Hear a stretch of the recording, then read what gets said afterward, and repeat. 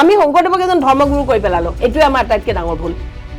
শংকৰ সংঘই জোৰ জবস্তি যদি কয় আমিহে শংকৰদেৱৰ বিষয়ে জানো তোমালোকে নাজানা তেতিয়াতো নহব শংকৰদেৱেতো কাকো লেলি চিচি কৰা নাছিলে কিন্তু তেওঁলোকে আকৌ অমুকৰ ঘৰত গাহৰি পুহিছে নাযাবা তমুকৰ ঘৰত মুৰ্গী পুহিছে নাযাবা ই বামুণৰ ঘৰত জন্ম হৈছে ই মানে মুঠতে মদ খালেও ই ভাল ভাং খালেও ভাল চুৰ কৰিলেও ভাল ই ভালেই আমাৰ গোটেই বস্তুটোৱে ভুল আৰু সংস্কৃতি হলে হিন্দু হ'ব লাগিব আপোনাৰ বোধেৰে আমাৰ প্ৰেম সিনেমা এখন বুলি ক'লে প্ৰেমৰ ৰোমান্টিক দৃশ্য এটা বুলি ক'লে ডাইৰেক্ট আমি আমাৰ প্ৰেমৰ গুৰু কোন শাহজাহান আকবৰক লৈ কি সমস্যা জবৰদস্তি যোধাক আকবৰে কিয় সোমাই থলে যোধাই কি ইচ্ছা কৰি আকবৰৰ লগত বিয়া হৈছিলে যোধা এজনী ৰাজপুত ছোৱালী আছিলে নহয় আমাৰ ইয়াৰ পৰা গৈছিলে ছোৱালী বেংগলী বামুণ ছোৱালী তাইৰ হাত কাটি ইয়াত বেগম কিবা বেগম জান লিখি দিলে খালিদা বেগম জান আমাৰ অচুকে কোনজনী মুছলমান ছোৱালীক আনি পেলাই ইয়াত অস্ত্ৰৰে কাটি নাম লিখি দিলে কিয় ইমান বিতৰ্কত থাকি কেলে ভাল পায় বেয়া নালাগে তলত মানুহে ইমান বেয়া বেয়াকে কমেণ্ট দিলে আপোনাৰ মোৰ তেজত আছে আৰএছএছে আজিলৈকে মই দেখা নাই কোনো এটা ৰাষ্ট্ৰ বিৰোধী কাম কৰা আপুনি কিয় ইমান মুছলমান বিৰোধী হ'ল মিয়াই ভোট নিদিলে আপোনাৰ বিষয়ে যিবিলাক কথা ওলাই চব অপপ্ৰচাৰ মই মোৰ হাই লেভেল মানুহ তাৰপিছত ল'ৰা ছোৱালী দেখিব প্ৰথমজনীৰ 7টা দ্বিতীয়জনীৰ 10টা তৃতীয়জনীৰ 4টা বিদেশ থাকিবই ঘৃণা নাপায় মানুহ হিচাপে নাই মই 3বাৰ হত্যা হোৱাৰ পৰা বাচি আহিছো বিনা দোষত হিন্দু মানেই তাহাঁতি ঘৃণা কৰে আমি কিয় ভাল পাম সিহঁতক ভাল পোৱাৰ প্ৰশ্নই নুঠে চাওক আমি হলো হাঁহ আমাক সিহঁতি খাবলৈ চেষ্টা কৰি আছে আমি হাঁহ কোৰাণত কৈছে যে যেতিয়ালৈকে তোমালোক অল্প সংখ্যক হৈ থাকিবা সংখ্যাত কমি থাকিবা তেতিয়া তোমালোকে ভাইচাৰা কৰিবা মিলাপ্ৰীতিৰে থাকিবা যিদিনাখনেই তোমালোকৰ সংখ্যা গৰিষ্ঠ হৈ যাব সেইদিনাখনেই তোমালোকে এটেক কৰিবা মই ভাবিলো কি তোৰে শক্তি কাঢ়ি কাঢ়ি আমি তোকেই আমাৰ ভৃত্য বনাম যে হিমন্ত বিশ্ব শৰ্মাই যিবিলাক কথা কৈ মিয়া মুছলমানক গালি পাৰিছিলে এটা কথা সত্য হিন্দু মানুহে কৃষ্ণক লাভ জেহাদী বুলি কয় মাত্ৰ ৰাম মন্দিৰ লুট কৰিলে আমাৰ হিন্দু পুৰোহিতে হিন্দু মানুহে ভালে কৈছে হিন্দুহে লৈছে মুছলিমে লোৱাতকে হিন্দুৱে লৈ ভাল মুছলিমে ল'বলৈ গৈ আছিলে ভাইমন্দ চিনেমাখনেহে জুবিনৰ চৰিত্ৰ হনন কৰিছে পৰজনমৰ শুভ লগন প্ৰণৱ কুমাৰ বৰ্মনৰ সৈতে দেশৰ সফল অসফল ব্যক্তিৰে যুক্তি তৰ্ক গল্প নমস্কাৰ প্ৰিয় দৰ্শক ইণ্ডিয়া টুডে এনিলৈকে সকলোকে স্বাগতম জনাইছোঁ আজি প্ৰণৱ কুমাৰ বৰ্মনৰ সৈতে যুক্তি তৰ্ক গল্পৰ এই খণ্ডৰ অতিথি হৈছে বিতৰ্কিত লেখিকা কিন্তু সুগায়িকাও আৰু সমাজ জীৱনৰ বিভিন্ন সমস্যা সম্পৰ্কে সততে সোচ্চাৰ হৈ অহা শিখা শৰ্মা মই শিখা বাইদেউ আপোনাক স্বাগতম জনাইছোঁ আমাৰ অনুষ্ঠানলৈকে নমস্কাৰ বিভিন্ন কথা পাতিম হয় গল্প আড্ডা মাৰিম খুব শালীনভাৱে আমি কথা পাতিম আৰু আপোনাৰ মন্তব্য বক্তব্য আপুনি সজোৰে সাহসেৰে ক'ব বুলি আমি আশা ৰাখিছোঁ নিশ্চয় তাৰ আগতে মই কৈ লওঁ আচলতে আজি মোৰে সৌভাগ্য যে মই অসমৰ এজন প্ৰখ্যাত কবি মোৰ অতি প্ৰিয় কবি প্ৰণৱ কুমাৰ বৰ্মনৰ লগত তেখেতৰ নিমন্ত্ৰণত মই আহি আজি ইণ্ডিয়া টুডেৰ ষ্টুডিঅ'ৰ মজিয়াত বহিবলৈ পাইছোঁ এইটো মোৰ বাবে ডাঙৰ সৌভাগ্য ধন্যবাদ বাইদেউ মূলতঃ আপুনি বিতৰ্কৰ মাজতে সাঙুৰ খাই থাকে কিন্তু আমি জনাত যেতিয়া আপোনাক প্ৰথম লগ পাইছিলোঁ আজিৰ পৰা প্ৰায় এটা দশক 8 বছৰ আগতে আপোনাক এগৰাকী লেখিকা ভাল লেখিকা বুলি জানিছিলোঁ চিনৰিতা নামৰ এখন উপন্যাসে যথেষ্ট জনপ্ৰিয়তা অৰ্জন কৰিছিল কিয় লিখা মেলা এৰি কিয় এইবিলাকত আপুনি সাঙুৰ খাই থাকে বিতৰ্কত নহয় মই 2018ত চিনৰিতা লিখিছোঁ আপোনাক মই 2018ত লগ পাইছোঁ প্ৰথমবাৰৰ কাৰণে আজি 8 বছৰৰ পিছত আকৌ লগ পাইছোঁ তেতিয়া চিনৰিতা লিখিলোঁ তাৰপিছত মই বনপলাশৰ চাট লিখিলোঁ তাৰপিছত জুই তেজ ক্ষমতা লিখিলোঁ তাৰপিছত এজাক মোগলৰ সন্ধানত লিখিলোঁ জেলৰ কথাৰে বন্ধ কাৰাৰুদ্ধ দ্বাৰেদি লিখিলোঁ লিখি আছোঁ মই কিন্তু মই লগে লগে অনুভৱ কৰিলোঁ যে এগৰাকী লেখিকা হিচাপে মই কেৱল কিতাপেই লিখি থাকিম কিতাপ লিখি মই কিতাপটো ডেফিনেটলি মই বিক্ৰী কৰিব লাগিব কিতাপটো এনেই লিখা নহয় কিতাপ লিখিম বিক্ৰী কৰিম মই আৰ্নিং কৰিম মোৰ পইচা হ'ব হয় নো ডাউট চিনৰিতা লিখি মই বহুত টকা পালোঁ মানে বহুত লাখ টকা পালোঁ জনপ্ৰিয়তাও বহুত পালোঁ মানুহে চিনিও পালে কিতাপখন আদৰি ল'লে আৰু মই বহুত লাখ টকা ইনকাম কৰিলোঁ কিন্তু মোৰ তাৰপিছত মই 4খন আৰু কিতাপ লিখাৰ পিছত সেইকেইখনতো মই বহুত লাখ টকা ইনকাম কৰিছোঁ কিন্তু লাহে লাহে মই অনুভৱ কৰিলোঁ যে মই কিতাপ লিখিম, কিতাপ ৰাইজে কিনিব, মোৰ টকা হ'ব, তাতকৈ মোৰ যিটো এবিলিটি, মোৰ যিটো লিখাৰ দক্ষতা, সেই দক্ষতা যদি মই সমাজ সংস্কাৰৰ কামত, সমাজ সজাগতাৰ কামত বা মোৰ খিলঞ্জীয়া অসমীয়া জাতিটোৰ অধিক উন্নয়নৰ স্বাৰ্থত যদি মই ৰাইজক সজাগ কৰিবৰ কাৰণে যদি মোৰ লিখাৰ স্কিলখিনি মই ব্যৱহাৰ কৰোঁ, তেতিয়াহ'লে মোৰ ভাল লাগিব। সেইকাৰণে সদ্যহতে মই উপাৰ্জন কৰা কথাটো অকণমান সীমিত ৰাখি মই এতিয়া মোৰ দিনটোৰ 24 ঘণ্টাৰ প্ৰায় মই 18-19 ঘণ্টা সময় মই কিছুমান সাম্প্ৰতিক কথা বতৰাৰ ওপৰত আলোকপাত কৰি মই মোৰ জাতিটোৰ স্বাৰ্থত, জাতিটোৰ খুব বেছি এটা উন্নত ভৱিষ্যত হোৱাৰ স্বাৰ্থত কাম কৰিছোঁ। লিখিম, তথাপিও লিখিম। আজি মই মাত্ৰ কেইটামান কথা উনুকিয়াই দিম, আপোনাৰ যি মন যায়, যেনেকৈ মন যায় ক'ব। আপোনাৰ সেই কাৰাগাৰৰ গোটেইখিনি মই পঢ়িছোঁ, সেই বিষয়ে সুধিম, কিছু দেৰিকৈ সুধিম। খিলঞ্জীয়া মানে আপুনি কি বুজে? চাওক, খিলঞ্জীয়াটো আপুনি একদম যদি ৱৰ্ড টু ৱৰ্ড ট্ৰেন্সলেট কৰিবলৈ মই নাযাওঁ, মানে এতিয়া যদি ট্ৰেন্সলেশ্যন অভিধান মেলি লওঁ, খিলঞ্জীয়াৰ খটোৱে কি কয়, লটোৱে কি কয়, মই এইবিলাক ক'বলৈ নাযাওঁ। মোৰ কথা হ'ল সেই চাম মানুহ, মোৰ মতে সেই চাম মানুহক মই খিলঞ্জীয়া বুলি কওঁ, যি চাম মানুহৰ ভাষা, সংস্কৃতি, সভ্যতা গোটেইখিনি অসমীয়া। আৰু হিন্দু হ'বই লাগিব, হিন্দু হ'বই লাগিব। গৰীয়া মৰীয়াবিলাক খিলঞ্জীয়া নহয়? মই সেইটো ডাইৰেক্ট নকওঁ, কাৰণ মই ক'লে এইটো আৰু নোহোৱা হৈ নাযাবও পাৰে বা হ'বও পাৰে, কিন্তু খিলঞ্জীয়া মোৰ কাৰণে, খিলঞ্জীয়া শব্দটো মই ব্যৱহাৰ কৰোঁ সেইবিলাক মানুহৰ ক্ষেত্ৰত যিবিলাক মানুহে বিহুৰ দিনা গৰু বিহুৰ দিনা নামঘৰত যদি এখন ঠগি দিব পাৰে, গৰু বিহুৰ দিনা যদি আপুনি বোলাজয় হৰি, গৰু বিহুৰ দিনা যদি আপুনি কোনোবাই ঘৰৰ চোতালত গৈ কৃষ্ণাই মূৰৰে বকুল ফুলে পাহি নিয়ৰ পাই মুকলি হলো গোবিন্দাই ৰাম, এইটো কোৱাজন গৰীয়া, এইটো ক'ব পৰা গৰীয়াজন কিন্তু মোৰ খিলঞ্জীয়া। আমাৰ ইছমাইল হুছেইন ডাঙৰীয়াই খুব ধুনীয়াকৈ বিহু গায়, বিহুনাম গায়, ভাওনা কৰে। ইছমাইল হুছেইনৰ বিহুনাম গোৱা, ভাওনা গোৱা, শংকৰ উৎসৱলৈ যোৱাটো সেইটো অলপ বেলেগ ধৰণৰ, সেইটো বাংলাদেশী টাইপত যায়গৈ। গতিকে মই তেখেতৰ লগত মই হেৰি নহয়। তেখেতে গৰু বিহুৰ দিনা গৰুক নোৱাই ধুৱাই অকল তেখেতে কৰিলেতো নহ'ব, কেমেৰাটো লৈ তেখেতে সমাজখনক কৰাব পাৰিছেনে নাই? তেওঁ এটা ভাওনাৰ দল গঠন কৰি তেওঁৰ যিটো সম্প্ৰদায় গোষ্ঠী, তেওঁলোকৰ মাজতো শংকৰদেৱক নিবলৈ চেষ্টা কৰিছিলে। তেওঁ শংকৰদেৱক কৰিছে, মই মানি লৈছোঁ। তেওঁ শংকৰদেৱক নিবলৈ চেষ্টা কৰিছে, তেওঁ শংকৰদেৱৰ কথা কৈ থাকে। শংকৰদেৱক খুব ভাল কথা, আমাৰ গুৰুজন শংকৰদেৱ বুলিলেতো আৰু আমাৰ ক'বলেই নাই, আমাৰ বুকুত আছে, আমাৰ অসমীয়া জাতিৰ জনক মহাপুৰুষ শংকৰদেৱ। শংকৰদেৱৰ লগে লগে ইছমাইল হুছেইনে মা কামাখ্যাক কিভাৱে চায়, এইটোতো লাগিব। কিন্তু শংকৰদেৱটো নিজেই শাক্ত পন্থাৰ বিৰোধী আছিলে। কেতিয়াও নহয়, কেতিয়াও নহয়, এইটো আমাৰ ভুল এটা মেছেজ দিয়া হৈছে। শংকৰদেৱক জবৰদস্তি শাক্ত বিৰোধী, শক্তিৰ বিৰোধী বা সূৰ্যৰ বিৰোধী, গণেশৰ বিৰোধী, শিৱৰ বিৰোধী সজোৱা হৈছে। এইটো একেবাৰে মিছা কথা, পূজা পাতলৰ বিৰোধী আছিলে, একদম মিছা কথা। শুনক, শংকৰদেৱ নিজেই শংকৰ নামটো কেলে ল'লে? শংকৰদেৱৰ দেউতাকৰ সন্তান নাছিলে, মহাদেৱৰ যজ্ঞ কৰি তেওঁ শংকৰদেৱক লাভ কৰিছিলে, যাৰ কাৰণে তেওঁৰ নাম শংকৰ, শিৱৰ অন্য এটা নাম শংকৰ। গতিকে শংকৰদেৱে কেতিয়াও কোৱা নাই যে মূৰ্তি পূজা নকৰিবা, শংকৰদেৱে কেতিয়াও কোৱা নাই যে মা কামাখ্যাৰ মন্দিৰলৈ নাযাবা, শংকৰদেৱে কেতিয়াও কোৱা নাই যে বামুণবিলাকক খুব ধৰি গালি দিয়া, এইটো কেতিয়াও নাই কোৱা। শংকৰদেৱে কি কৰিছে, আমাৰ মানুহবিলাকে ধৰক বস্তুবিলাক যদি আপুনি উল্টা পুল্টাকে লৈ যায় তেতিয়াতো উল্টাই হৈ যাব। গুৰুজনে মূৰ্তি চোৱাটো পাপ বুলিয়ে কৈছে বাৰু। নাই কোৱা, কোনে ক'লে আপুনি? মইতো ইমান গীতা আৰু মাধৱদেৱৰ লগত যিখন কাজিয়া হৈছিলে শাক্ত পন্থা আৰু নৱ বৈষ্ণৱ পন্থাৰ এক ঈশ্বৰবাদৰ লগত যুক্তিতৰ্ক সংযোগ, তাৰমানে বস্তুবিলাক আমাৰ কেনেকুৱা হৈছে চাওক, আমি শুনিছোহে নহয়, আপুনিও শুনিছে, ময়ো শুনিছো, আমাৰ বস্তুবিলাক মানে এইবিলাক যেতিয়া প্ৰিণ্ট কৰে, শংকৰদেৱৰ মাধৱদেৱৰ কাজিয়া হৈছিলে বুলি কাহিনী এটা যে বনাই দিছে, সেই বনোৱা মানুহজনেও হয়তো এইখিনি তাত সংযোজন কৰি দিব পাৰে নিজৰ মতে। আপুনি বিশ্বাস নকৰে? নিজৰ মতে গুৰু চৰিতবিলাকক বিশ্বাস নকৰে, তাত লিখা আছে।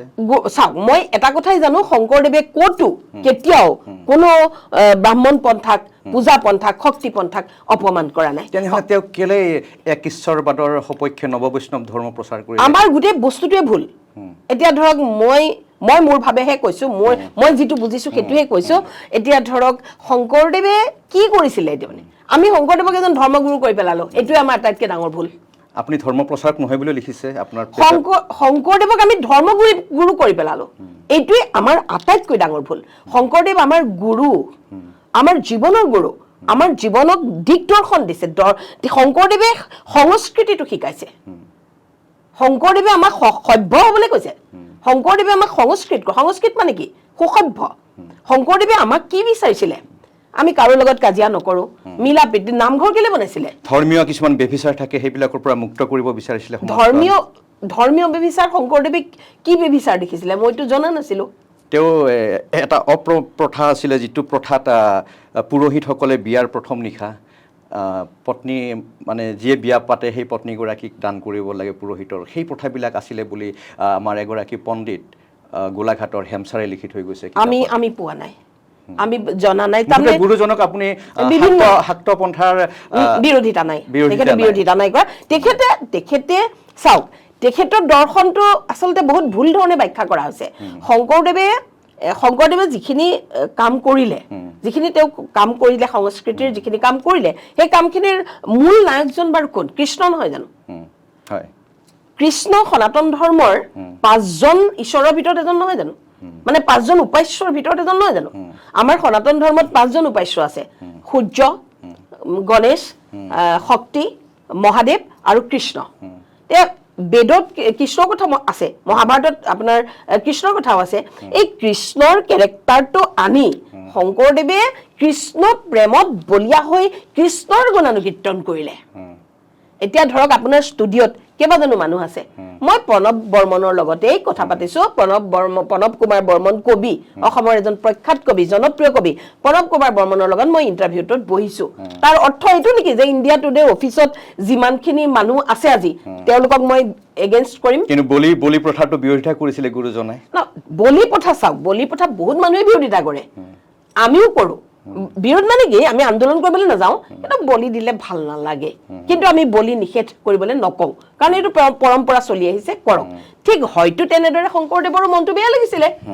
আমাৰ যেনেকে ধৰক ইয়াতে মহ এটা বলি দিলে গাটো অলপ এনেকুৱা লাগে শংকৰদেৱে চাগে বেয়া পাইছিলে সেইকাৰণে চাগে কাৰোবাক কৈছিলে বলিটো নিদিলেও হয় তেওঁৱে হয়তো মহাভাৰত এখন লিখি পেলাই আপুনি ক'ব বিচাৰিছে নেকি এইটো কথা যে শংকৰ সংঘই গোটেই কথাৰ অপব্যাখ্যা কৰি আছে বুলি মই শংকৰ সংঘই অপব্যাখ্যা কৰা মই শুনা নাই আজিলৈকে কিন্তু শংকৰ সংঘই ক'ত অপব্যাখ্যা কৰিলে ক'ত কি কৰিলে মই আজিলৈকে শুনা নাই কিন্তু মই বেলেগ ঠাইৰ পৰা শুনিছো বা মই ছ'চিয়েল মিডিয়াত পঢ়িবলৈ পাইছো বোলে অমুকৰ ঘৰত গাহৰি পুহিছে তাত খাবলৈ নাযাবা তমুকৰ ঘৰত বোলে কিবা এটা হ'ল তাত তেওঁক বোলে আমি সমাজে এৰি দিলো গতিকে শংকৰদেৱেতো চবকে লৈছিলে লগত শংকৰদেৱেতো কাকো লেলে চিচি কৰা নাছিলে কিন্তু তেওঁলোকে আকৌ অমুকৰ ঘৰত গাহৰি পুহিছে নাযাবা তমুকৰ ঘৰত মুৰ্গী পুহিছে নাযাবা গতিকে এইটো শংকৰদেৱৰ আদৰ্শটো নাছিলে আৰু তেওঁলোকে কৈ আছে গুৰুজন শাক্ত পন্থাৰ ঘোৰ বিৰোধী এটা তেওঁলোকে বনালেতো নহব আমিতো পাব লাগিব আমি জনামতে শংকৰদেৱ কাৰো বিৰোধী নহয় আমি যিমানখিনি শংকৰদেৱক অধ্যয়ন কৰিছো এটা চাওক শংকৰ সংঘই জোৰ জবস্তি যদি কয় আমিহে শংকৰদেৱৰ বিষয়ে জানো তোমালোকে নাজানা তেতিয়াতো নহব আমিওতো জানো আমিওতো ককাহঁতৰ কোলাত উঠি ডাঙৰ হৈছো আমিও আজু ককাৰ লগত চোতালত বহিছো তেলে মই মোৰ আজু ককাই কোৱা কথাটো শুনিম নে শংকৰ সংঘই কোৱা কথাটো শুনিম আমি শংকৰদেৱৰ বিষয়ে যিমানখিনি জানো সেই জনা কথাখিনিত আছিলে কি শংকৰদেৱে কাকো ঘৃণা কৰা নাছিলে কিন্তু শংকৰদেৱে কৃষ্ণৰ গুণানুকীৰ্তন এটা নিৰ্দিষ্ট পদ্ধতিৰ মাজেৰে নিৰ্দিষ্ট এটা সাংঘাতিক ধৰণৰ এটা অভিনৱ এটা পদ্ধতিৰ মাজেৰে তেওঁ লৈ গৈছিলে যেনেকৈ তেওঁ বজাৱলী ভাষা সৃষ্টি কৰিছিলে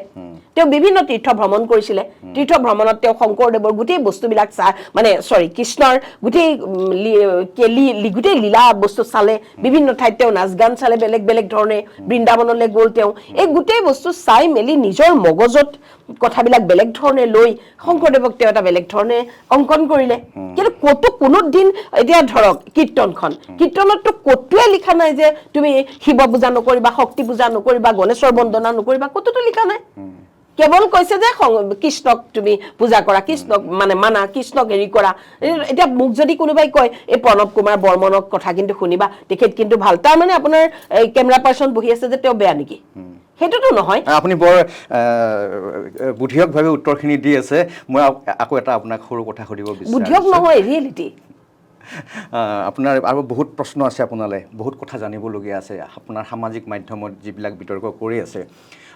গুৰুজনাই চানহাইক কিন্তু শৰণ দিয়াইছিলে, তেওঁ মুছলমান, সেইটোত কি ক'ব আপুনি? মই জনামতে, মই যিমান দূৰ অধ্যয়ন কৰিছোঁ, মই যিমান বিদগ্ধ বহুত মানুহৰ লগত, মই বয়সস্থ মানুহৰ লগত কথা পাতিছোঁ, আজি নহয় দেই, আজি মোৰ ষ্টাডিটো এতিয়াৰ নহয়, সৰু কালৰ পৰা। মই 4-5 বছৰ বয়সৰ পৰাই মই মঞ্চত থকা।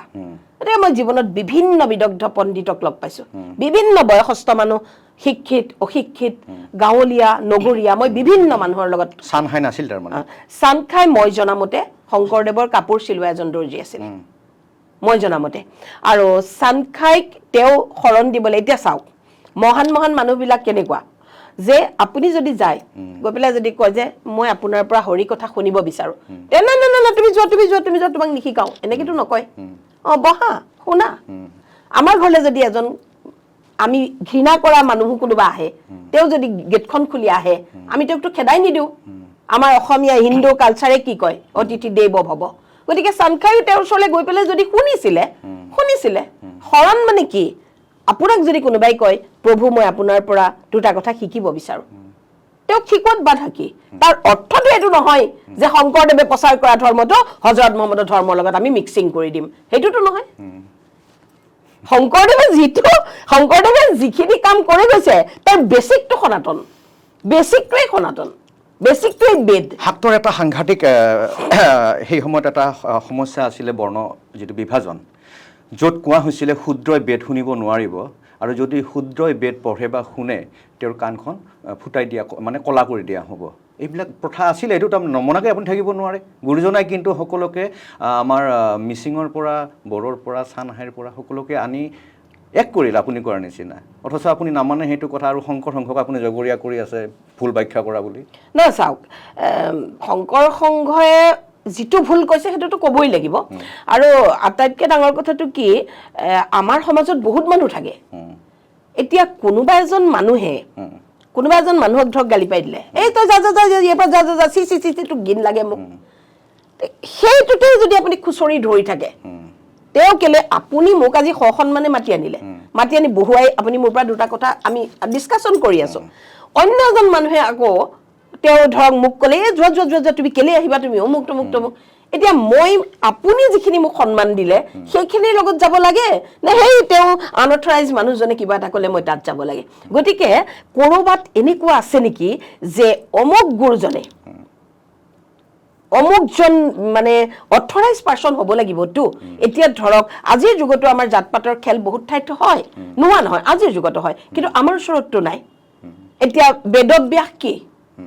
বাল্মীকি কি, মহাকাব্য যে ৰামায়ণ আৰু মহাভাৰত, এই ৰামায়ণ দেখোন বাল্মীকিয়ে লিখিছিলে, আৰু তেওঁ জাতত কি আছিলে, বাল্মীকি জাতত কি আছিলে? কিন্তু আমি জানো, সনাতন ধৰ্মই জানো বাল্মীকিক যে নাই নাই নাই নাই দেই, তুমি নিজ জাতৰ মানুহ বুলি জানো কোনোবা দিনা অপমান কৰিলে? সনাতন ধৰ্মই বাল্মীকিক মূৰৰ ওপৰত তুলি ৰাখিলে। বাল্মীকিৰ ৰামায়ণক সনাতন ধৰ্মই মহাকাব্যৰ স্বীকৃতি দিলে। গতিকে সনাতন ধৰ্মত জাত পাতৰ কোনোৱেই কথা নাই। সনাতন ধৰ্মত অতীজত যিখিনি বেদৰ হিচাপ, সেই বেদৰ হিচাপত কৰ্ম অনুযায়ী ভাগ কৰা হৈছিলে, কৰ্ম অনুযায়ী। পিছলৈ গৈ পেলাই এচাম মানুহে কি কৰিলে, পিছতে গৈ পেলাই ই বামুণৰ ঘৰত জন্ম হৈছে, ই মানে মুঠতে মদ খালেও ই ভাল, ভাং খালেও ভাল, চুৰ কৰিলেও ভাল, ই ভালেই, আৰু তেওঁ বেলেগ এটা জাতত জন্ম হৈছে, গতিকে তেওঁ যিমানে ভাল কাম কৰক তেওঁ বেয়া। সেই মেণ্টেলিটিৰ যিখিনি মানুহ সমাজত আছে, সেই মেণ্টেলিটিৰ মানুহখিনিৰ কাৰণেহে এইটো আমাৰ আজি প্ৰশ্নটো উত্থাপন হ'ল। আদাৰৱাইজ সনাতন যিটো অৰিজিনেল সনাতনৰ ছিষ্টেম, তাত কোনো জাতি প্ৰথা নাই, কোনো ধৰণৰ জাতি প্ৰথা। এনেকুৱা মানসিকতাৰ কাৰণে যে নগাৰ নৰোত্তমক গুৰুজনাই শৰণ দিছিলে, তেওঁৰ নৱ বৈষ্ণৱ ধৰ্মৰ প্ৰতি আগ্ৰহী কৰিছিলে, আপোনালোকৰ এই মন্তব্যবিলাকে তেওঁলোকক খ্ৰীষ্টান হ'বলৈ পৰৱৰ্তী সময়ত উৎসাহিত কৰিলে? কৰে না, মোৰ মন্তব্য নহয়, মইতো কোৱা নাই, কেতিয়াও কাকো ঘৃণা কৰা নাই। কিন্তু হয়, আপুনি যিটো কৈছে যে আমি যিটো আমাৰ মাজৰে আমাৰ মাজৰে এতিয়া মই ক'বই লাগিব আমাৰ এতিয়াও আজিৰ যুগতো এনেকুৱা বহুত ব্ৰাহ্মণ মানুহ আছে যি মানুহক গ'লে পানী গিলাচ খালে গিলাচটো তেওঁ বেলেগে থৈ দিয়ে তেওঁ বহা ঠাইখিনিত পানী ছটিয়াই দিয়ে এইবিলাক যিটো ঘৃণাৰ মনোভাৱ সেই মনোভাৱটোৱে বহুত মানুহক আমাৰ পৰা আঁতৰি যাবলৈ বাধ্য কৰালে সেই কথাটো কিন্তু মই স্বীকাৰ কৰোঁ কিন্তু তাৰ বাবে পাৰ্টিকুলাৰ সেই মেণ্টেলিটিৰ সেই যিখিনি নেৰ' মাইণ্ডেড মানুহ যিবিলাক মানে মানুহে মানুহক জাতি হিচাপে ঘৃণা কৰে সেই মানুহখিনিহে দায়ী সনাতন ধৰ্ম দায়ী নহয় সনাতন ধৰ্মই কেতিয়াও কাকো ঘৃণা কৰিবলৈ শিকোৱা নাই সনাতন ধৰ্মই সকলোকে আঁকোৱালি ল'বলৈ শিকাইছে সনাতন মানেই আপোনাৰ এইটো গোটেই মানুহখিনিৰ লগত আপুনি মিলি থকা সনাতনে মিলাই শেষত গৈ কথাটো হৈছে গৰিয়া মৰিয়া খিলঞ্জীয়া নহয় আপোনাৰ মতে মোৰ মতে নহয় মুঠতে তেওঁলোক নামঘৰলৈ যাব লাগিব মন্দিৰলৈ যাব লাগিব কামাখ্যালৈ যাব লাগিব নহয় প্ৰথম কথা হ'ল তেওঁলোকে আমাৰ সংস্কৃতিটো আদৰি ল'ব লাগিব প্ৰথম কথা এতিয়া ইয়াতে কুৱেশ্যন এটা আহিব সংস্কৃতি মানে কি সংস্কৃতি মানে নাচ গান ভাওনা এইবিলাকেই নেকি সংস্কৃতিত কি আহিব আপুনি আপোনাৰ কথা কোৱা ধৰণ ৱে অফ লাইফ আৰু way of life way of life তাত বহুত কেইটা কথা সোমায় সংস্কৃতি মানে যদি আমি ভাবো যে অমুকত বিহু ফাংচনখন পাতিছে সেয়া সংস্কৃতি এই বিহু পেণ্ডেলখনৰ প্ৰেচিডেণ্ট ছাম হুছেইন গতিকে তেওঁ আমাৰ লগত মিলি আছে অমুকত বোলে শংকৰ সংঘৰ মিটিং এখন পাতিছে এই মুছলমান গৰিয়া মৰিয়াই হওক বা বেলেগ মুছলমানেই হওক তাত গৈ পেলাই বোলে পেণ্ডেল চেণ্ডেল দি দিছে তেওঁলোক আমাৰ লগত মিলি আছে এইটো নহয় সংস্কৃতি মানে মেল মিটিং গান বাজানাই কেৱল নহয় সংস্কৃতি মানে হৈছে আপোনাৰ ঘৰ বনোৱা পদ্ধতি আপোনাৰ কৃষি পদ্ধতি আপোনাৰ ভাষা ধৰ্ম আপোনাৰ আচাৰ আচৰণ গোটেই বস্তুটো টোটেলি মিলি সংস্কৃতি গতিকে আপুনি ধৰ্মটো তাত সোমাই আছে আৰু সংস্কৃতি হলে হিন্দু হ'ব লাগিব আপোনাৰ বোধেৰে নহয় ৰ'ব মই মাতো মোৰ মাক মা বুলি আপুনি মাতে আব্বা বুলি মাটো হ'ল ভাৰতীয় শব্দ আব্বাটো আপোনাৰ আৰবী শব্দ এতিয়া ৰ'ব মই যদি ওচৰত কোনোবা এগৰাকী মানুহ মৰে মই কি বুলি ক'ম তেখেতৰ মৃত্যু হ'ল বা তেখেত মৰিলে বা তেখেত ঢুকালে হয়নে তেওঁলোকে কি বুলি ক'ব অমুকৰ ইন্তেকাল হ'ল গতিকে লগে লগে তফাত আহিয়ে গ'ল নহয় কেনেকৈ মিলিব আপুনি হিন্দু বঙালীবিলাকে বাবা বুলি মাতে নহয় বাবা মই কোৱা নাই আপোনাক বাবাটো আমাৰ মানুহে কয় বাবাটো আমাৰ মেইন শব্দ আমি সন্যাসীবিলাকক বাবা বুলি মাতো আমি মহাদেৱক বাবা বুলি মাতো বাবাটো আপুনি পাহৰি যাওক এই যে মই ক'লো মৃত্যু হ'ল পিতা বুলি কেলে নামাতে পিতা দেউতা নহয় আপুনি সেইটো কাকো বাধ্য কৰাব নোৱাৰে পিতা বুলি বহুতে মাতে বহুতে নামাতে মানে অপচন আছে ন আব্বা বুলি মাতিলে কি সমস্যা হয় আব্বা বুলি মাতাতে সমস্যা নহয় আম্মা বুলি মাতিলে নহয় কেতিয়াও নহয় কাৰণ মৰমৰ মাক যোনে যি বুলি মাতে তেওঁ আৰু কিবা এটা নাম দিব পাৰে মই মাক দেউতাকৰ কথাটো বাদ দিছো কিন্তু আপুনি মানুহ এজন মৰিছে আপুনি এজন অসমীয়া মানুহ আপুনি অসমত বাস কৰি আছে আজি ইমান দিন ধৰি আপুনি অমুক মানুহজনৰ মৃত্যু হ'ল বুলি নকৈ অমুক মানুহজনৰ ইন্তেকাল হ'ল বুলি আপুনি কিয় ক'ব লাগে ডেডি বুলি কয় আজিকালি পাপা বুলি কয় ৰিলেশ্যনটো বাৰু বাদ দিয়ক ঠিক আছে ৰিলেশ্যনটো আপুনি কোৱা কাৰণে মই সুধি আছো ঠিক আছে মই কৈছিলো কিন্তু মই এতিয়া ধৰিছো ঠিক আছে বাৰু তেওঁৰ মাক তেওঁৰ দেউতাক তেওঁ আব্বা মাতে বাবা মাতে মা মাতে ডেডি মাতে বাৰু মাতক সেইটো বাৰু মই বুজিলো মৰমতে মাতিছে তেওঁ যি বুলি মাতে মাতক এই যে মানুহজন মৰিলে তেওঁ কেলে কয় যে জান্নাতুল ফিৰদৌস হক মই কওঁ যে অমুক মানুহজন মৰিছে অমুক মানুহজনৰ মৃত্যু হৈছে অমুক মানুহজন ঢুকাইছে তেওঁক ভগৱানে আত্মাৰ সদ্গতি কৰক তেওঁলোকে আকৌ কয় আমাৰ অমুকৰ ইন্তেকাল হ'ল নহয় আল্লাহ জান্নাতুল ফিৰদৌস নসিব কৰক একেই কথাটোতো একে নহয় ভাষাৰ কথা আছে এটা বেলেগ ভাষা কিয় কৈছে আমিতো আৰবী ফাৰ্চী বহুত ভাষা ব্যৱহাৰ কৰো কলম চিয়াহী বহুত সেইবিলাক সোমালে অভিধানৰ পৰা উলিয়াই দিব সেইবিলাক চাওক কলমটো আমাৰ আচহুৱা লাগে জানো চিয়াহী আচহুৱা লাগে যোনে সোমালে এটা সময়ত সোমালে এতিয়াতো আমি উপায় নাই এতিয়া সেই শব্দবিলাক আমাৰ লগত ইমান বেলেগ চাওক এইখিনিলে গ'লে আকৌ ৰাজনীতি আহিব এতিয়া আমাৰ ভাৰতে যেতিয়া স্বাধীনতা পালে 1947ত স্বাধীনতা পোৱাৰ পিছত ইণ্ডিয়া পাকিস্তান হ'ল পাকিস্তানৰ যিজন এডুকেশ্যন মিনিষ্টাৰ তেওঁ এজন মুছলমান যিজন 1947ৰ 15 আগষ্টত ইণ্ডিয়া স্বাধীন হ'ল 16 আগষ্টত পাকিস্তান স্বাধীন হ'ল 14 আগষ্টত পাকিস্তান স্বাধীন হ'ল এতিয়া পাকিস্তানতো চৰকাৰ বনিলে ইণ্ডিয়াতো চৰকাৰ বনিলে পাকিস্তানৰ যিজন এডুকেশ্যন মিনিষ্টাৰ এজন কোন মুছলিম ইণ্ডিয়াৰ যিজন এডুকেশ্যন মিনিষ্টাৰ তেওঁ মুছলিম কিয় গতিকে তেওঁ এইবিলাক শব্দ অভিধানত সোমাই মেলি তেওঁ নতুন নতুন অভিধান দিনে দিনে সেইটো চিষ্টেমত বনি গ'ল সেইকাৰণে আপুনি ঔৰংজেবক জানে মই শ্বাহজাহানৰ চাব আমি প্ৰেমৰ প্ৰতীক হিচাপে কাক জানো কপি উঠে কিয় তাজমহল হয়নে গাওকচোন অকণমান মই ইমান নাজানো কপি উঠে কিয় তাজমহল তাৰমানে আমাৰ প্ৰেম বুলি ক'লে আমাৰ প্ৰেম চিনেমা এখন বুলি ক'লে প্ৰেমৰ ৰোমান্টিক দৃশ্য এটা বুলি ক'লে ডাইৰেক্ট আমি আমাৰ প্ৰেমৰ গুৰু কোন শ্বাহজাহান হয়নে কিন্তু আমি কোন দেশৰ মানুহ আমি জংকি আৰু পানৈ দেশৰ মানুহ আমি ৰজনীকান্ত বৰদলৈ মিৰি জীয়ৰীৰ জংকি পানীৰ প্ৰেম কাহিনী আমাৰ মনলৈ নাহে আমি জয়মতী গিৰিয়েকৰ প্ৰেমত নিজক বলিদান দিয়া জয়মতী দেশৰ প্ৰেমত নিজক বলিদান দিয়া জয়মতীৰ কথা আমাৰ মনলৈ নাহে আমাৰ মনলৈ প্ৰেম মানে কোন আহিব তাজমহল এই বস্তুটো আমাৰ মগজত কোনে সোমাই দিলে সেই যে আপোনাৰ গোলাম নবী আজাদ সৰি আবুল কালাম আজাদ তেওঁ 15 বছৰৰ শিক্ষামন্ত্ৰী আৰু স্বাধীনতাৰ পিছৰ পৰা 35 বছৰ ভাৰতত এজন মুছলমান শিক্ষামন্ত্ৰী হ'ল যাৰ কাৰণে আমি অশোকৰ কাহিনী কমকে জানো কিন্তু আমি আকবৰৰ কাহিনী বেছিকৈ জানো অশোক দা গ্ৰেট আমি পঢ়া নাই আকবৰ দা গ্ৰেট আমি পঢ়িছো আকবৰক লৈ কি সমস্যা দিন ইলাহি উলিয়াইছে দুটা ধৰ্মৰ মাজত সমন্বয় স্থাপন কৰিবলৈ চেষ্টা কৰিছে নহয় বৈবাহিক হ'ল নে নহলে আপুনি যেটো ক'লে দুটা ধৰ্মৰ মাজত সমন্বয় দিন ইলাহি নামৰ ধৰ্ম এটা তেওঁ নহয় আপুনি যে ক'লে দুটা ধৰ্মৰ মাজত সমন্বয় স্থাপন হ'বলৈ নিদিয়ে আপোনালোকে হ'ব নিদিয়ে আমি কিয় হ'বলৈ নিদিও আপোনালোকে আমাৰ ছোৱালীবিলাকক আনি পেলাই ঘৰৰ ভিতৰৰ পৰা লৈ গৈ পেলাই জবৰদস্তি যোধাক আকবৰে কিয় সোমাই থলে যোধাই কি ইচ্ছা কৰি আকবৰৰ লগত বিয়া হৈছিলে যোধা এজনী ৰাজপুত ছোৱালী আছিলে নহয় আমাৰ ইয়াৰ পৰাও গৈছিলে ছোৱালী তাকেইতো কৈছো মই কিয় গৈছিলে কিয় বাধ্য কৰি দিছিলে নোৱাখুলি মুৰ্শিদাবাদৰ নোৱাখুলি পশ্চিম বংগৰ যিজনী আপোনাৰ ভাৰতী চেটাৰ্জী বেংগলী বামুণ ছোৱালী তাইৰ হাত কাটি ইয়াত বেগম জান লিখি দিলে খালিদা বেগম জান কিয় ইমান জবৰদস্তি কিয় আমাৰ অশোকে কোনজনী মুছলমান ছোৱালীক আনি পেলাই ইয়াত অস্ত্ৰৰে কাটি নাম লিখি দিলে গতিকে এই মিলাপ্ৰীতিটো একপক্ষীয়ভাৱেতো নহ'ব সদায় আমি এই ভাইচাৰা কৰিম তেওঁলোকে নকৰিব সেইটোতো নহ'ব সংকিত নেকি আপোনালোকে মানে কি সংকিত ভীষণ সংকিত অলপ সংকিত নহয় মই অসমৰ বিভিন্ন মিয়া অঞ্চললৈ গৈছো সেইটোতো সুধিম এতিয়া নক'ব ৰ'ব এইটো প্ৰশ্ন আছে আপোনালে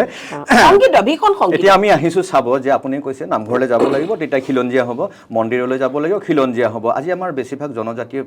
বড়ো হওক আদিবাসী হওক তেওঁলোকে খ্ৰীষ্টানীতিত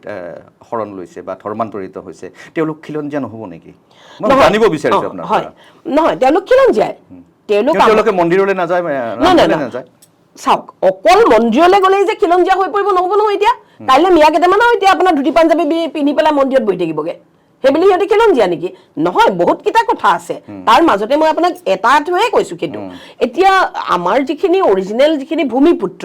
সেইখিনিতো প্ৰশ্নই নাহে যি ধৰ্মই নকৰক তেওঁলোকে যি ধৰ্মই নকৰক তেওঁলোক সেই ভূমিপুত্ৰখিনিৰ আলোচনাই নাহে তেওঁলোক ভূমিপুত্ৰ অসমৰ তেওঁলোকে যি ধৰ্ম কৰক তাত আমাৰ আপত্তি নাই কিন্তু আমাৰ দুখ লাগে যে তেওঁলোকক আমি আমাৰ ধৰ্মৰ পৰা হেৰুৱালো কিয় হেৰুৱালো যে এই যে তেওঁলোকক লেই চেই কৰা এচাম মানুহ আমাৰ মাজত আছে নাই বুলি নকওঁ আমাৰ মাজত এচাম মানুহ আছিলে লেই এতিয়া ভয়তেহে মনে মনে আছে সিদিনা মংগলদৈত কি কৰিছিলে এজন মানুহে বামীণ মানুহে নন ব্ৰাহ্মীণ এজনী মহিলাক বিয়া কৰা তেওঁৰ ল'ৰা ছোৱালী ডাঙৰ হ'ল তেওঁৰ ডেড বডিটো পেলাই থৈছিলে আজি অলপ দিনৰ কথা তেওঁ ডেড বডিটো চুবলৈ কাকো দিয়া নাছিলে গতিকে এই মানুহখিনিক যেতিয়া একদম টিকা লাল হৈ যোৱাকে সিহঁতক পিটন দিব লাগিব আমাৰ সনাতন মানুহ অলপ পিটন দিব লাগিব যে তোমালোকে মানুহক ঘৃণা কিয় কৰা তোমালোকৰ ঘৃণাৰ কাৰণে আমাৰ বড়ো ভাই ভনীসকলৰ বহুতখিনি খ্ৰীষ্টিয়ান হৈ গৈছে আৰু তোমালোকৰ সত্ৰাধিকাৰ সকলৰো ইয়াত কথা আছে বহুত সত্ৰাধিকাৰে সকলোৱে নহয় বহুত সত্ৰাধিকাৰে মানে একদম মানে সত্ৰখন এনেকুৱা কৰি দিব তাত আমাৰ যিখিনি মিচিং জনজাতি ভাই ভনী সকলোখিনি তেওঁলোকৰ নিজৰ ভিতৰতে সংকোচ নাজাম যেন গতিকে তেওঁলোকৰ কাৰণে আজি মাজুলীত আপোনাৰ ইমান কেইটা মাজতে মই আপোনাৰ এটা পোষ্ট পঢ়িছিলো আপুনি সমকামী সত্ৰাধিকাৰৰ পুত্ৰক লৈ এটা পোষ্ট দিছিলে যে সত্ৰবিলাকৰ ওপৰত আক্ৰমণ এটা আৰম্ভ হৈছে গোপনে সেইটো সনাতনীসকলৰ পৰাই হৈছে এইটো মুছলমান বা মিয়াৰ পৰা হোৱা নাই এতিয়া আকৌ আপুনি কৈছে যে সত্ৰাধিকাৰবিলাকৰো ভুল আছে নহয় চাওক এজন মানুহৰ কিবা এটা ভুল তাৰ মানে 100% মানুহজনটো ভুল নহয় এজন মানুহৰ কিবা বহুতখিনি কথাই শুদ্ধ তাৰমানে 100% তেওঁ শুদ্ধ নহয় আৰু এইটো বিচাৰ প্ৰক্ৰিয়া চলি আছে এতিয়া কথাটো হ'ল যে সত্ৰাধিকাৰ কোনোবা এজন সত্ৰাধিকাৰৰ ল'ৰাই মই ধৰি ললো তেওঁ কিবা এটা ভুল কৰিলে মই ধৰি ললো তেওঁ কৰিলে নে নাই কৰা সেইটো বিচাৰটো আমাক আদালতেহে কৰি দিব আমিতো নোৱাৰিম কৰিব কিন্তু সেই সত্ৰাধিকাৰৰ পুতেকজনেহে বেয়া কামটো যদি কৰিছে নাই মই নাজানো আৰু মোৰ বিশ্বাস তেওঁ নাই কৰা মোৰ দৃঢ় বিশ্বাস যে এজন সত্ৰাধিকাৰৰ সন্তানে এইটো কৰিব নোৱাৰে যদিও মই মানি ললো যে তেওঁ কৰিছে কিন্তু সেইটো যেতিয়া এজন মানুহে যদি কৰিছে কাইলৈ আদালতে ক'ব হয় বা নহলেও কোনোবাই ধৰক কথা গালি পাৰিবৰ মন গৈছে বোলে আমি আদালতৰ ৰায়লে এতিয়া ৰৈ থাকিম নে আমি এতিয়াই গালি পাৰিম ঠিক আছে তুমি তেওঁক পাৰা অকল এইজন মানুহক পাৰা তুমি গোটেই সত্ৰাধিকাৰ কমিউনিটি গোটেই গোস্বামী মানুহখিনি কমিউনিটি গোটেই আপোনাৰ মহন্ত মানুহখিনিক কেলে গালি পাৰি আছে সেই সত্ৰাধিকাৰৰ কাৰণে আকৌ মিচিং ভাই ভনীসকলক কিন্তু আঁতৰি গৈ আছে সকলোবিলাক নহয় মই আপোনাক আগতেও কৈছো সকলোবিলাক সত্ৰাধিকাৰ নহয় কিন্তু গৰিষ্ঠ সংখ্যক সত্ৰাধিকাৰে আগৰ সময়ছোৱাত এতিয়া নহয় আগৰ সময়ছোৱাত তেওঁলোকে নিজকে বৰ বেলেগ ধৰণৰ এটা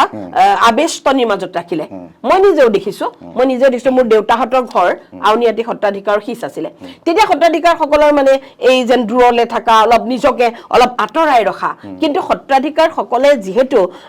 গোটেই সনাতন ধৰ্মৰ প্ৰতি মানুহক আকৃষ্ট কৰিবৰ কাৰণে সত্ৰাধিকাৰ সকলে কিন্তু তেওঁলোকৰ সেই ধৰক এটা স্পেশাল আবেষ্টনিৰ পৰা ওলাই তেওঁলোকে মিচিং পৰিয়াল এটাত মই আগতেও বহুবাৰ লিখিছো এইটো কথা যে মিচিং জনজাতীয় যিখিনি বানপানীত অঞ্চলত থকা একদম বেকৱাৰ্ড ঠাইৰ যিখিনি মানুহ তেওঁলোকৰ তালে গৈ পেলাই কিয় চোতালত বহি ঐ চাহ একাপ আনচোন খাওঁ বুলি কিয় নকলে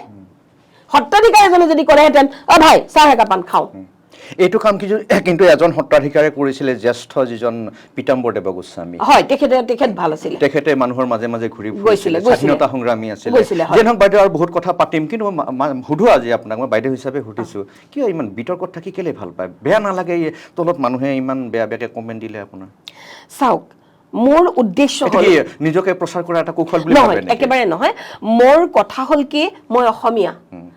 মোক ভগৱানে পৃথিৱীলে পঠালে অসমলে পঠালে মোকতো বেলেগ ঠাইতো জন্ম দিব পাৰিলতেন অসমলে মোক জন্ম দি পঠালে এতিয়া মই আহিলো অসমলে মই পঢ়া শুনা কৰিলো দেউতাহঁতে পঢ়া শুনা কৰিবলৈ সৰু কালছোৱাত মই যি মোৰ নিজৰ স্কিল বিলাক বনাব লাগে মই এইবিলাক বনালো পঢ়া শুনা কৰি শেষ হ'ল মই বিয়া বাৰু হলো ঘৰ সংসাৰ কৰিলো ল'ৰা ছোৱালী জন্ম দিলো মই যিখিনি কৰিব লাগে এইখিনি কৰিলো তাৰ পিছত মই কিতাপ পত্ৰ লিখিলো মেলিলো এতিয়া যদি মই সমাজখনত দেখিছো যে সমাজখন ভাঙিবলৈ গৈ আছে সনাতন ধৰ্মটো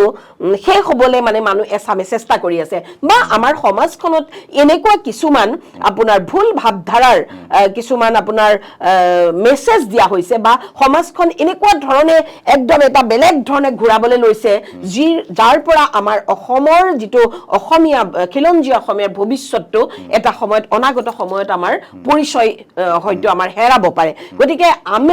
আমাৰ মোৰে নহয় আপোনাৰো আমাৰ এই মেটাৰটোৰ ওপৰত আমাৰ এই সাবজেক্টটোৰ ওপৰত কাম কৰাৰ আমাৰ মানে কাম কৰা দৰকাৰ এই বস্তুটো মই অনুভৱ কৰিছো যেহেতু এটো মোৰ সামাজিক এটা দায়বদ্ধতা গতিকে মই ভাবিছো যে যিখিনি বস্তুৱে আমাৰ জাতিটোৰ ভৱিষ্যতে বহুত পিছুৱাই লৈ যাব পাৰে আমাৰ জাতিৰ সংকট আহিব পাৰে আমাৰ সভ্যতা সংকটত পৰিব পাৰে আমাৰ সংস্কৃতি সংকটত পৰিব পাৰে গতিকে এনেকুৱা বস্তুবিলাক যেতিয়া মই আগজাননী দেখিছো যে এইটোৱে আমাৰ জাতিটোৰ ভৱিষ্যত বিপদাপন্ন কৰিব তেতিয়াই মই তাত মাত দিছো এতিয়া গাখীৰখিনি কোলা গাখীৰখিনি বগা আপুনি কৈ আছে আপোনাৰ প্ৰভাৱ আছে আপুনি জনপ্ৰিয় কবি প্ৰণৱ কুমাৰ বৰ্মন আপোনাৰ অনুৰাগী বহুত আপুনি কৈছে যে নাই মই অলপ গৈছিলো এফালে এখন কবি সন্মিলনত মই বহুত কবিৰ লগত আলোচনা কৰিলো আৰু মই অলপ অধ্যয়ন কৰিলো পাহাৰীয়া ঠাইত বহি লৈ মই ভাবিলো যে নাই গাখীৰটো বগা হ'ব নোৱাৰে আচলতে গাখীৰটো অলপ কোলা টাইপৰ তেতিয়াতো মই আপোনাক কমেই মই আপোনাক সমালোচনা কৰিমেই যে আপুনি কি কথা ক'বলৈ আহিছে চকুৰ আগত মই বগা গাখীৰ দেখি আছো আপুনি কবি হ'ল বুলি পেলাই আপুনি ক'লা বুলি ক'ব মই মানি ল'ম নেকি সেই কথাটোত যদি আপুনি মই বিতৰ্ক বিচাৰিছো বুলি কয় তেনেহ'লে মোৰ তাত ক'বলৈ উপায় নাই আৰু 2 নম্বৰ কথাটো গালি পাৰিছে কোনে পাৰিছে তেওঁলোক মোৰ দেশৰ মানুহ গতিকে তেওঁলোকে কিবা এটা কথাত মই তেওঁলোকৰ মনৰ লগত মিলা নাই গালি পাৰিছে এদিন এই গালিখিনি কমি আহিব আৰু তেওঁলোকে বুজি পাব মানে সৰু কথা সুধো অনেষ্টলি ক'ব আৰএছএছৰ লগত জড়িত আপুনি নে বিজেপিৰ লগত জড়িত মই আৰএছএছ মোৰ তেজত আছে আৰএছএছ মোৰ দেউতা আৰএছএছ আছিলে আৰএছএছৰ লগত মই জড়িত মানে চাওক আৰএছএছটো যেটো আপোনাৰ পুৰুষৰ যিখিনি হেৰি তাতেতো আমি যাব নোৱাৰো স্বয়ং সেৱিকা আপুনি? নাই নহয় মই কিন্তু মোৰ হাজবেণ্ড তাত যায় আৰু মই RSSৰ বিভিন্ন তেওঁলোকৰ যিখিনি প্ৰগ্ৰেম হয় যেনেকৈ তেওঁলোকে ধৰক গীতাৰ বিশ্লেষণ কৰিলে আৰু RSSৰ প্ৰগ্ৰেমবিলাক এনেকুৱা মানে তাতে গ'লে আপোনাৰ বহুতখিনি আপুনি নলেজ বেগত ভৰাই লৈ আহিব পৰাকে মানে আপুনি যেন এটা বেগ লৈ গৈছে বজাৰলৈ বেগ ভৰ্তি কৰি আপুনি ছেটিছফাই হৈ আহিছে মই আজি মন পচন্দৰ ভাল ভাল বস্তু আনিছো ঠিক তেনেকৈ RSSৰ প্ৰতিটো প্ৰগ্ৰেমলৈ মই যেতিয়া যাওঁ মই ফুল্লি মানে মই একদম এনাৰ্জেটিক হৈ যাওঁ আৰু মোৰ অত্যন্ত নলেজ হয় সেইকাৰণে RSSে কেতিয়া প্ৰগ্ৰেম পাতে মই তালৈ ৰৈ থাকো কাৰণ মই বহুত কথা শিকিব আপোনাৰ বক্তব্যৰ পৰা গম পাই যে আপুনি RSSৰ এটা মই অনুৰাগীয়ে নহয় আচলতে প্ৰচাৰকো আপুনি প্ৰচাৰকো হয় কিন্তু প্ৰচাৰক মানে মোৰ দায়িত্ব নাই দেই তেওঁলোকে মোক দায়িত্ব নিজে দায়িত্বটো মই নিজে লৈছো তাৰমানে RSSৰ ভাল ভাল কথাবিলাক আপোনাৰ বক্তব্যত গম পাই আমাৰ কি সামাজিক মাধ্যমৰ মানুহেও গম পায় যে আপুনি RSSৰ হয় কিবা হয় আৰু এজেন্ট বুলিয়ে কওঁ বা এজেন্ট নহয় মই RSSৰ অনুৰাগী RSSৰ পন্থাটো মোৰ ভাল লাগে কাৰণ আটাইতকৈ ভাল লাগে কেলে RSSে আজিলৈকে মই দেখা নাই কোনো এটা ৰাষ্ট্ৰ বিৰোধী কাম কৰা RSSৰ সদায় মই যিমানটা প্ৰগ্ৰেমত গৈছো আজিলৈকে মই RSSলৈ যোৱা মুছলমান বিৰোধী নেকি বাৰু নহয় RSS কাৰো বিৰোধী নহয় RSSে ৰাষ্ট্ৰক ভাল পায় মুছলমান বিৰোধী নহয় মুছলমানৰ প্ৰতি RSS কাৰো বিৰোধী নহয় আপুনি কিয় ইমান মুছলমান বিৰোধী হ'ল এটা চাওক RSSলৈ গ'লো বুলিয়েই মই এতিয়া আপোনাৰ মোৰ মনৰ ভাৱটোতো মই একেবাৰে জিৰ' কৰি পেলাব নোৱাৰো এটা মই মুছলমানৰ মাজত যিখিনি মই কিয় গৈছিল সেই কাহিনীটো এটা জানিবলৈ বিচাৰিছো মানৱতা আপুনি নিৰ্বাচন খেলিবলৈ গৈছিল তালৈকে ভোট নিদিয়াৰ পিছত আপোনাৰ বিদ্বেষ বাঢ়িছে বুলি সকলোৱে কয় নহয় মিয়াই ভোট নিদিলে আপোনাক নহয় আপুনি মিয়াৰ মাজত এনেকুৱা ঘূৰি ফুৰিলে ইমান কষ্ট কৰিলে তেওঁলোকৰ আপুনি পোষ্টত লিখিছে তেওঁলোকৰ সুখ দুখ আপুনি অনুভৱ কৰিলে আনকি আপুনি এনেকুৱাও ক'লে মই কেতিয়াবা আজমলৰ বেগমো হৈ যাব পাৰো এই বক্তব্য সেইটো নকব সেইটো ক'লে আপুনি গালি পাৰিছে বগৰী তলত নাই আপোনাৰ দৰে এজন ৰেসপন্সিবল নহয় আপোনাৰ পোষ্ট পাইছো মোৰ পাইছে নিউজত দিছিলে মোৰ তেতিয়া না মই এনেকা বেগম হ'ম বুলি কোৱা আপুনি পাইছে তেনেকুৱা দিছে আৰু কিবা আজমললৈ যদি কিবা বিয়া পাতে অপপ্ৰচাৰ হ'ব পাৰে সেইটো তেওঁলোকে প্ৰচাৰ কৰিছে সেইটো আপুনি আপোনাৰ আজি ষ্টুডিঅ'লৈ আহোতে মোৰ হাজবেণ্ড আহিছে ন বহিছে মোৰ ল'ৰা বহি আছে ন এতিয়া আপুনি ভাবে নেকি যে শিখা শৰ্মাৰ নিচিনা এগৰাকী মানুহে এনেকুৱা এটা কথা ক'ব আপোনাৰ লাগেনে বাৰু মইতো আপোনাকতো বহুত ৰেছপেক্ট কৰোঁ এজ এ ৰাইটাৰ এইবিলাক আচলতে প্ৰচাৰ তেওঁলোকে কৰিছে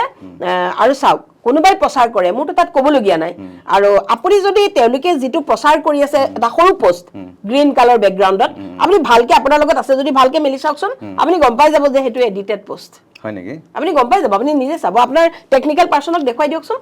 এইটো শিখা শৰ্মাই দিয়া পোষ্ট নে এডিটেড পোষ্ট কৈ দিব সেইটো কথা এটা আৰু আপুনি কি সুধিছিলে নিৰ্বাচন খেলিবলৈ গৈছিল আপুনি নাই সেইটোৱে আপুনি ভুল কৰিছে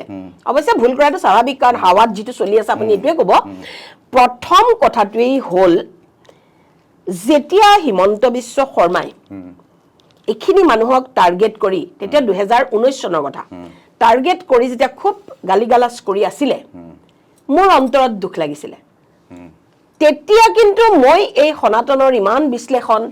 ইমান ৰাষ্ট্ৰবাদী চিন্তা এইবিলাক মোৰ একো নাই সেই সময়ত আমি অসমৰ বাহিৰত আছিলো 20 বছৰ আমি অসমৰ বাহিৰত আছিলো মোৰ হাজবেণ্ডৰ চাকৰি খাতিৰত ক'ত আছিল হেতু জানিলো আমি বম্বেত আছিলো হায়দৰাবাদত আছিলো ৰাঁচীত আছিলো আৰু কলকাতাত আছিলো আমি এই ঠাইখিনিত টোটাল মিলি কৰবাত 2 বছৰ কৰবাত 3 বছৰ কৰবাত অসমৰ লগত দীৰ্ঘকাল সম্পৰ্ক নাছিল নাই 20 বছৰ নাছিলে এই সময়খিনি আমি 10 বছৰ সময় আপোনাৰ ভাৰতৰ বিভিন্ন ঠাইত কৰবাত 2 বছৰ কৰবাত 1.5 বছৰ কৰবাত 3 বছৰ কৰবাত 4 বছৰ এনেকে 10 বছৰ তাত থাকিলো বাকি 10 বছৰ আমি শ্বিলঙত থাকিলো আপোনাৰ বিষয়ে যিবিলাক কথা ওলাই সব অপপ্ৰচাৰ কেনেকুৱা ধৰণৰ কথাবিলাক যিবিলাক কথা সামাজিক মাধ্যমত আপোনাক গালিগালাজ কৰোতে মানুহে কয় এই যিবিলাক কথা মই আপোনাক সুধিলো সেইবিলাক তেওঁলোকৰ কথা মই এইবিলাক ফাল্টু কাম কৰিম নেকি ইমান অৰ্ডিনেৰী মানুহটো মই নহয় মোৰ লেভেল আছে ন মই যাতা কাম নকৰোৱে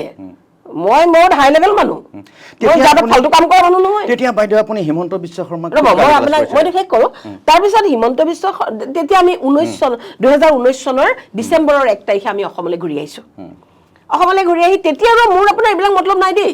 অসমত কি হৈ আছে কি নাই মোৰ মতলব নাই খবৰ ৰখা নাছিলে না 20 বছৰ আমি অসমৰ বাহিৰত থাকো না নিউজ পেপাৰ পাওঁ না কিবা চেনেল আছে একো নাই অসমৰ লগত কানেকশ্যন নাই ইনফেক্ট আমি আমেৰিকালৈ যাবৰ কাৰণে মোৰ হাজবেণ্ড আমেৰিকাত পোষ্টিং হৈছে যাব আমি সব ৰেডি কৰিলো তেওঁ মাজতে তেওঁ মোৰ হাজবেণ্ড চৌদিতো থাকি আহিলে 1 বছৰ আমি মানে ইণ্ডিয়া এৰি দিয়াৰ কথা কিন্তু মোৰ হাজবেণ্ড তেওঁৰ ঘৰৰ এটাই ল'ৰা লাষ্টত দেউতাহঁতেও খুব কান্দা কাটা কৰিলে যে তহঁতি ইমান দূৰলৈ গুচি যাবলৈ ওলাইছ সেইকাৰণেহে আমি ৰৈ গ'লো আকৌ তাৰপিছত আমি এওঁ দেউতাকৰ অসুখ হৈ থাকে বিভিন্ন কাৰণতে আমি আপোনাৰ গুৱাহাটীলৈ গুচি আহিলোঁ 2019 চনৰ 1 ডিচেম্বৰত আহি পেলাইও মই মানে এইবিলাক চাই মোৰ মতলব নাই মই চিনৰিটা লিখিছোঁ তেতিয়া অলৰেডি মই মানে যথেষ্ট জনপ্ৰিয় আৰু তেওঁ মানে মলত যাওঁ ক'ৰবাত যাওঁ বছৰত এবাৰ বা দুবাৰ বাহিৰত ফুৰিবলৈ যাওঁ মতলবেই নাই অসমত কি হৈছে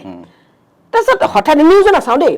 হঠাতে মানে যেতিয়া ৰিপিটেডলি নিউজত আহি থাকিলে হিমন্ত বিশ্ব শৰ্মাই গালি পাৰি আছে মইতো সৰুৰ পৰা ধৰ্ম নিৰপেক্ষতা শুনি ডাঙৰ হৈছোঁ কিতাপত পঢ়ি ডাঙৰ হৈছোঁ আকবৰ দা গ্ৰেট শাহজাহান ভাল মানুহ ঔৰংজেব ভাল মানুহ এইবিলাক পঢ়িয়েতো আমি ডাঙৰ হৈছোঁ হিন্দু মুছলিম একেলগে থাকিব লাগে মোৰ মনত ভেদভাৱ নাই এইবিলাক শুনিয়েতো ডাঙৰ হ'লোঁ আমিতো নাজানো যে কেনেকে মোগলে আমাৰ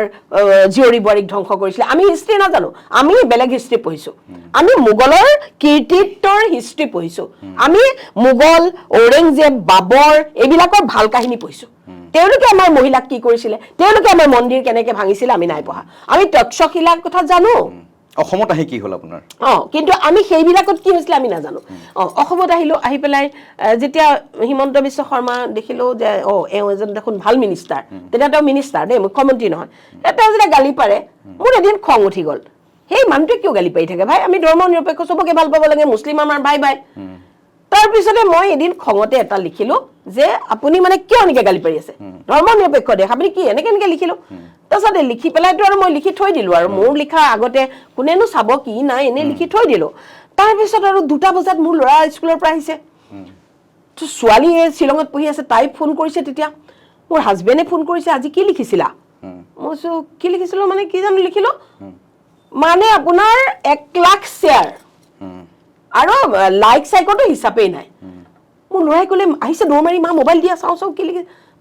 মোৰ ভয় লাগিছে এতিয়া কি হয় শ্বেয়াৰ হ'লে কি হ'ব লাইক হ'লে কি হ'ব কোনোবা এজন সাংবাদিকে আপোনাক সকিয়নি দিছিলে যে সাৱধানে থাকিবা হিমন্ত বিশ্ব শৰ্মাক ডেঞ্জাৰ মান সেইটো পিছত তাৰপিছত আপোনাৰ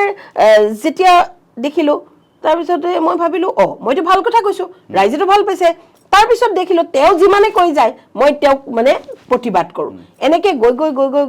গৈ মানুহবিলাকে মোক মিটিঙলৈ মাতিবলৈ ধৰিলে মুছলমান মানুহবিলাকে তেতিয়া তেওঁলোকে মোক কয় বাইদেউ আপুনি আমাৰ হৈ মাত মাতি আছে বোলো আপোনালোকৰ হৈ নহয় সেইটো ভুল নকৰিব মই মানৱতাৰ হৈ মাত মাতি আছোঁ মই ধৰ্ম নিৰপেক্ষতাৰ হৈ মাত মাতি আছোঁ মই সংবিধান ৰক্ষাৰ কাৰণে মাত মাতি আছোঁ তাৰপিছত তেওঁলোকে মোক অলৈ মাতে তলৈ মাতে মিটিং কৰে মই খুব বিজি হৈ পৰিলোঁ তেনেকৈ যাওঁতে লাষ্টত তেওঁলোকে কি কৰিলে একদম মোক যেতিয়া মোক মাতিব নহয় বাইদেউ ৰাতিপুৱাই আহিব আপোনাক নদী ভাঙা দেখাব লাগে মিটিং আছে ধৰক গধূলি মোক মাতিব ৰাতিপুৱাই নদী ভাঙা দেখাব লাগে লাহে লাহে ময়ো ইনভলভ হ'লোঁ ময়ো গ'লোঁ তাৰপিছত মোক এটা ঘৰত য'ত বহিবলৈ দিয়ে মাটিৰ পৰা ইমান মানলৈকে আপোনাৰ ডকুমেণ্টছ মাটি কাগজ 1901 চন 1910 চন 1905 চন তাৰপিছতে মোৰ আৰু অন্তৰখন গলি গ'ল ইমান পুৰণা মানুহবিলাকক তোমালোকে বাংলাদেশী বুলি কৈছা আছেওতো ইমান পুৰণা মানুহ ইয়াতে ৰ'ব এইবিলাক চব 2 নম্বৰী যে মই নাজানো নহয় এইবিলাক চব 2 নম্বৰী কাগজ তাৰপিছত কি হ'ল আপোনাৰ এনেকৈ যেতিয়া ইনভলভ হৈ লাষ্টত মানে তাহাঁতৰ কথাবিলাকত মই পিছত ধৰিব পাৰিলোঁ 2 বছৰ 3 বছৰমান যোৱাৰ পিছত বহুত টাইম লাগিলে আপোনাক বহুত টাইম লাগিলে নাই ইমান পটককেতো নাপায় আৰু মই যাওঁ ইয়াৰ পৰা ঘূৰোঁ বহুত সময় লাগে ন এইবিলাক তাৰপিছত মই সিহঁতৰ মাজত অপৰাধী বস্তুটো দেখি গ'লোঁ হাঁহি মানুহ এজনে কয় বাইদেউ মোৰ আৰু 3টা বিয়া কৰালোঁ কোনোবা এটা আহি কয় বাইদেউ বিয়া আছে যাব মই বোলো কাৰ বিয়া বাইদেউ মোৰে আপোনাৰ দেখোঁ মানুহজনটো যথেষ্ট বয়সীয়া কৈছে বাইদেউ মোৰ এইটো 4 নম্বৰ বিয়া এইবিলাক দেখিলোঁ তাৰপিছত আৰে হিমন্তই দেখোন ঠিকেই কৈছিলে তাৰপিছত দেখোঁ মই ধৰক ক'ৰবাত ৰাতি 12টা 1টাত ক'ৰবাত প্ৰগ্ৰেমৰ পৰা আহিছোঁ বহি লৈ পেলাই তাহাঁতে ধৰ মামা দৌৰি পুলিচে ধৰে ড্ৰাইভাৰজনক সোধোঁ কি হয় এই বাইদেউ সিহঁতি ড্ৰাগছৰ বেপাৰ কৰে মানে এনেকৈ বিভিন্ন ধৰণৰ বাল্য বিবাহ দেখিলোঁ বহুত মই নিজে এখন বাল্য বিবাহলৈ মোক মাতিলে বাল্য বিবাহ বুলি কোৱা বাইদেউ ছোৱালীজনীৰ বিয়া আছে যাব চাপৰত এখন নগাঁৱৰ চাপৰত বিয়া আছে যাব বুলি ক'লে গ'লোঁ মই এটা টিম মোৰ লগত আৰু মানুহ লৈ পেলাই গ'লোঁ তাৰপিছতে এতিয়া মোক ছোৱালীজনী নেদেখাই নহয় মোক মাতিছে বাইদেউ আহক খাবলৈ এইফালে আহক সেইফালে আহক মই বোলো ৰ'ব প্ৰথমতে মই আপোনালোকৰ কইনাজনী চাই লওঁ তাইক কিবা এটা উপহাৰ দি লওঁ ন বাইদেউ কইনা দেখিব আহকচোন খাই লওক মই বোলো নহয় ৰ'ব কইনাজনী চাই লওঁ আৰু চিধাই কেনেকৈ খায় তাৰপিছত কইনাখনজনী দেখাবলৈ লৈ গৈছে কোনজনী এই তাই কইনাজনী হাতত মেহেন্দি আঁকিছে কিবা কৰিছে একদম সৰু ছোৱালী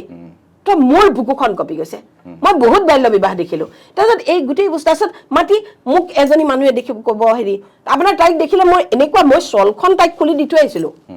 তাই মোক মাটি দেখুৱালে বোলে এইফালে আমাৰ মাটি প্ৰায় মানে মোৰ কিমান বোলে 200 বিঘা এই তাই অসমীয়া ভাষা নাজানে দেই তই 200 বিঘা মাটি ক'ত পালি তাৰপিছত ল'ৰা ছোৱালী দেখিব প্ৰথমজনীৰ 7টা দ্বিতীয়জনীৰ 10টা তৃতীয়জনীৰ 4টা এই গোটেই বস্তুবিলাক দেখি দেখি দেখি দেখি দেখি দেখি মোৰ মনটো একদম মানে চেঞ্জ হৈ গৈ আছে কিন্তু মই এনেকুৱা এটা জেগাত সোমাই আছো তাৰ পৰা মই যদি ওলাই দিওঁ মোক সিহঁতে মাৰ্ডাৰ কৰি দিব তেনেকুৱা অৱস্থা তাৰমানে মই এতিয়া ফটককৈ ওলাই দিব নোৱাৰো তাৰপিছত বস্তু চাই পেলাই মই কি কৰিলো যে মই ইলেকশ্যন খেলিম মই ইলেকশ্যনত জিকা হ'লেও কেতিয়াও সিহঁতৰ ছাপৰ্টত নাথাকোৱে জিকা হ'লে মই এটাকে মাতি গোটেইখিনি মাতি মই খাৰা হৈ থাকি উচ্ছেদ কৰালো এটা ইমানেই মই জানো ক'ত আছে মই ভাবিলো কি তোৰে শক্তি কাঢ়ি কাঢ়ি আমি তোকেই আমাৰ ভিত্ত বনাম বুজি পালে তোৰে শক্তি কাঢ়ি কাঢ়ি তোকেই আমাৰ ভিত্ত বনাম মই চেলেঞ্জ কৰিলো আৰু সেই তেতিয়া মই ভাবিলো যে মই নগাঁৱত ইলেকশ্যন উঠিম কাৰণ মই বেলেগ ঠাইত উঠিতো লাভ নাই নগাঁৱত উঠিব লাগিব নগাঁওখন আটাইতকৈ বেছি বৰবাদ হৈ গৈছে তো নগাঁৱত মই ইলেকশ্যন উঠাৰ চলেৰে ইলেকশ্যন উঠিলো আৰু সিহঁতৰ সব জাগা ঘূৰিলো দিনে ৰাতিয়ে মইৰাবাৰীত 12টা বজাত আপুনি আজি যাওক মইৰাবাৰীত আজি এতিয়া মই কৈ দিছোঁ কাৰণে ধৰক নহ'ব পাৰে মইৰাবাৰীত আপুনি 12টা এটাত সদায় ড্ৰাগছৰ মানুহ টোপোলা ড্ৰাগছ মানে এনেকুৱা কৰিছে ড্ৰাগছ এতিয়া আপুনি গুৱাহাটী চেণ্ট্ৰেল জেললৈ যাওক মই থাকি আহিছোঁ জেললৈ যাওক আপুনি ড্ৰাগছৰ যিকেইটা মেইন দামী পেডলাৰ যিকেইটা বহুত টকা থকা মালদাৰ পেডলাৰ যিকেইটা সেইকেইটা মুছলিম আৰু এই যে সৰু সৰু অকণ পৰিয়া লৈ পেলাই যিকেইটা ধৰা পৰে সেইকেইটা অসমীয়া সেইকেইটা আগত ড্ৰাগছ কেলে বেচে বুলি ভাবিছে সি ড্ৰাগছ খাবৰ কাৰণে ড্ৰাগছ বেচে সি ড্ৰাগছ কিনিবলৈ পইচা নাই গতিকে সি 3টা লৈ গৈছে 3টাৰ 2টা বেচিব এটা খাব সেইটো চিষ্টেম চলিছে এইবোৰ কথা আপুনি চৰকাৰক জনাইছেনে বাৰু মইতো লিখি আছো ন চৰকাৰক মই আৰু কেনেকৈ জনাম আপুনি মুখ্যমন্ত্ৰীলৈকে এখন মইতো মুখ্যমন্ত্ৰীলৈ লিখি থাকো চব তেখেত নাচাব পাৰে ব্যস্ত মানুহ চাব লাগিব তেখেতে কিয় নাচাব সামাজিক মাধ্যমত কি হৈ আছে মুখ্যমন্ত্ৰী আপুনি চাব লাগিব আপোনাৰ গালি গালাজবিলাকে চোৱা নাই আৰু আপোনাৰ এইটো পোষ্ট নাচাই যদি সেইটো তেখেতৰ প্ৰব্লেম এজন ৰজা হৈ তেখেতে যদি প্ৰজাই কি কৰি আছে মইতো টেগ কৰি দিওঁ তেখেতক তেখেতক টেগ কৰ মোৰ যিটো সামাজিক য'ত মানে তেখেতৰ মানে দৃষ্টিগোচৰ হোৱাটো দৰকাৰ তাত মই তেখেতৰ গোটেই মন্ত্ৰী সভাখনক টেগ কৰোঁ তাৰপিছত যদি তেখেতে নাচায় মই তেখেতক ঘৰত দিবলৈ মোৰ দৰকাৰ পৰা নাই নহয় তথাপি আপুনি এগৰাকী সচেতন লেখিকা বুদ্ধিজীৱী আপুনি এখন পত্ৰ লিখা উচিত মোৰ অথৰিটি নাই তেখেত নাচায় মই যদি পত্ৰ লিখোঁ তেখেতে গুৰুত্ব নিদিয়ে মই সামাজিক মাধ্যমত এৰি দিছোঁ ইমান গালি পাই থৈছে আপোনাক কেলে গুৰুত্ব দিব তেখেতক মই কিয় গালি পাইছিলোঁ কাৰ কাৰণে গালি পাইছিলোঁ টিভি চেনেলত আমি বহুত গালি দেখিছোঁ মোৰ কাৰণটো গালি পৰা নাই মোৰ কাৰণে গালি পাইছিলোঁ জানো হিমন্ত বিশ্ব শৰ্মাক কোনোবা দিনা মই মোৰ নিজৰ স্বাৰ্থৰ কাৰণে গালি পাৰিছিলোঁ জানো মই কিয় গালি পাৰিছিলোঁ যে আপুনি কিয় এই মিয়া মুছলমানবিলাকক গালি পাৰি আছে কিন্তু আজি মই ৰিয়েলাইজ কৰিলো যে হিমন্ত বিশ্ব শৰ্মাই যিবিলাক কথা কৈ মিয়া মুছলমানক গালি পাৰিছিলে এটা কথা সত্য মই ৰিয়েলাইজ কৰিলো মই আপোনাৰ নিচিনা হিমন্ত বিশ্ব শৰ্মায়ো এটা সময়ত ভাবিছিলে তেখেতে কৈছিলে যে গুজৰাটৰ পাইপেৰে মুছলমানৰ তেজ যায় তেতিয়া তেওঁ কিন্তু বিৰোধী আছিলে তেতিয়া মিয়াৰ সপক্ষত আছিল তেখেত চাওক যিবিলাক মানুহে চাব দেই যিবিলাক মানুহ মুছলমান যিখিনি মিয়া মুছলমান মানুহ তেওঁলোকৰ মাজত যিবিলাক মানুহ খুব বেছিকৈ সোমাই পৰিছে তেওঁলোকে কিন্তু মুছলমানক ভাল নাপায় গেৰাণ্টি মুছলমানৰ বিৰোধত যাবই কিন্তু যিবিলাকে বাহিৰত আছে আপুনি ধৰক এতিয়া বাঘবৰলৈ যোৱা নাই আপুনি এতিয়া ধৰক আলুপতি চৰলৈ যোৱা নাই আপুনি মন্দিয়ালৈ যোৱা নাই গতিকে কাইলৈ মন্দিয়াৰ পৰা যদি এটা দাদা বৰ ভাল লাগিলে দাদা হ'ব আপোনাৰ বাইকখন মই চাইড কৰি দিম আপুনি খুব ভাল পাব ইহঁতি ইমান ভাল চাচোন আপুনি যেতিয়া গৈ পেলাই মন্দিয়াত দেখিব আপুনি যেতিয়া বামুণ ডংৰালৈ যাব বৰপেটা মানে বৰপেটা জিলাৰ বামুণ ডংৰা যিটো এতিয়া আপোনাৰ ধুবুৰী সমষ্টিত পৰিলে বামুণ ডংৰালৈ গৈ পেলাই আপুনি যেতিয়া দেখিব যে গোটেই বামুণ ডংৰাত এটাও বামুণ নাই তেতিয়া আপোনাৰ বুকুখন জ্বলি যাব গতিকে আপুনি মুছলমানৰ মানে বিশেষকৈ মিয়া মুছলমানখিনিৰ যিখিনি আমাৰ আগ্ৰাসন আমাক শুহি খাবৰ যিখিনি তাহাঁতৰ গোটেই ব্যৱস্থা এই ব্যৱস্থাটো যদি আপুনি ভিতৰত সোমাই তেতিয়াহে দেখিব আৰু যিবিলাক মানুহ তেওঁলোকৰ ভিতৰত সোমাইছে সেইবিলাক মানুহে তেওঁলোকক কেতিয়াও ভাল পাব নোৱাৰে এইটো বাইদেউ মই অসম প্ৰেম বুলি ধৰিলোঁ লগতে এটা সাংঘাতিক বিদ্বেষো থকা যেন লাগে আপোনাৰ বিদ্বেষ থাকিবই ন বিদ্বেষ থাকিবই ঘৃণা নাপায় মানুহ হিচাপে নাই মই 3বাৰ হত্যা হোৱাৰ পৰা বাচি আহিছোঁ বিনা দোষত এতিয়া চাওক মই যে তেওঁলোকৰ মাজত পিছলে কি কাৰণে আছিলোঁ সেইটোতো মই এতিয়াহে কৈছোঁ তেওঁলোকেতো তেতিয়া নাজানে কিন্তু তেওঁলোকৰ এটাই কথা মোক কৈছে বাইদেউ আপুনি কংগ্ৰেছৰ পৰা ইলেকশ্যন খেলক আমাৰ প্ৰব্লেম নাই কিন্তু আপুনি নিৰ্দলীয় খেলি কংগ্ৰেছক কিয় হৰুৱাবলৈ আহিছে বুলি মোক মাৰিবলৈ তাহাঁতি মোক ইমান অত্যাচাৰ কৰিছে নহয় আৰু তাহাঁতৰ যিবিলাক স্বভাৱ তাহাঁতৰ চৰিত্ৰ যিবিলাক আপোনাৰ ঘৃণা উপজিব একদম ঘৃণা উপজিব আমাক তাহাঁতি ঘৃণা কৰে হিন্দু মানেই তাহাঁতি ঘৃণা কৰে আমি কিয় ভাল পাম সিহঁতক ভাল পোৱাৰ প্ৰশ্নই নুঠে চাওক হাঁহ আৰু শিয়ালৰ কেতিয়াও বন্ধুত্ব নহয় মই ৰিয়েলাইজ কৰিলোঁ আগতে মই ভাবিছিলোঁ যে আমি দুইটা ভাই কিন্তু এতিয়া দেখিলোঁ যে হাঁহ আমি হলো হাঁহ আমাক সিহঁতি খাবলৈ চেষ্টা কৰি আছে আমি হাঁহ আৰু শিয়ালৰ লগত আমি অকৰ্মণ্য নহয় কেতিয়াও নহয় চাওক অসমত যেতিয়া আমাৰ তেওঁলোকৰ সংখ্যা এতিয়া 36% তেওঁলোকৰ সংখ্যা বহুত বেছি হৈছে আমি অকৰ্মণ্য নহয় আমি এতিয়াও বহুত আছো তেওঁলোকতকৈ বেছি আছো তেওঁলোকক অসমীয়া হিচাপে আদৰি লোৱাত আমাৰ কি আপত্তি আছে নলওঁ আমি কেতিয়াও নলওঁ তেওঁলোক অসমীয়া হ'বই নোৱাৰে তেওঁলোকে নকলে ভাষাটো নাথাকিব আমাৰ কোনে কৈছে আপোনাক কোনে কৈছে এইটো মিছা কথা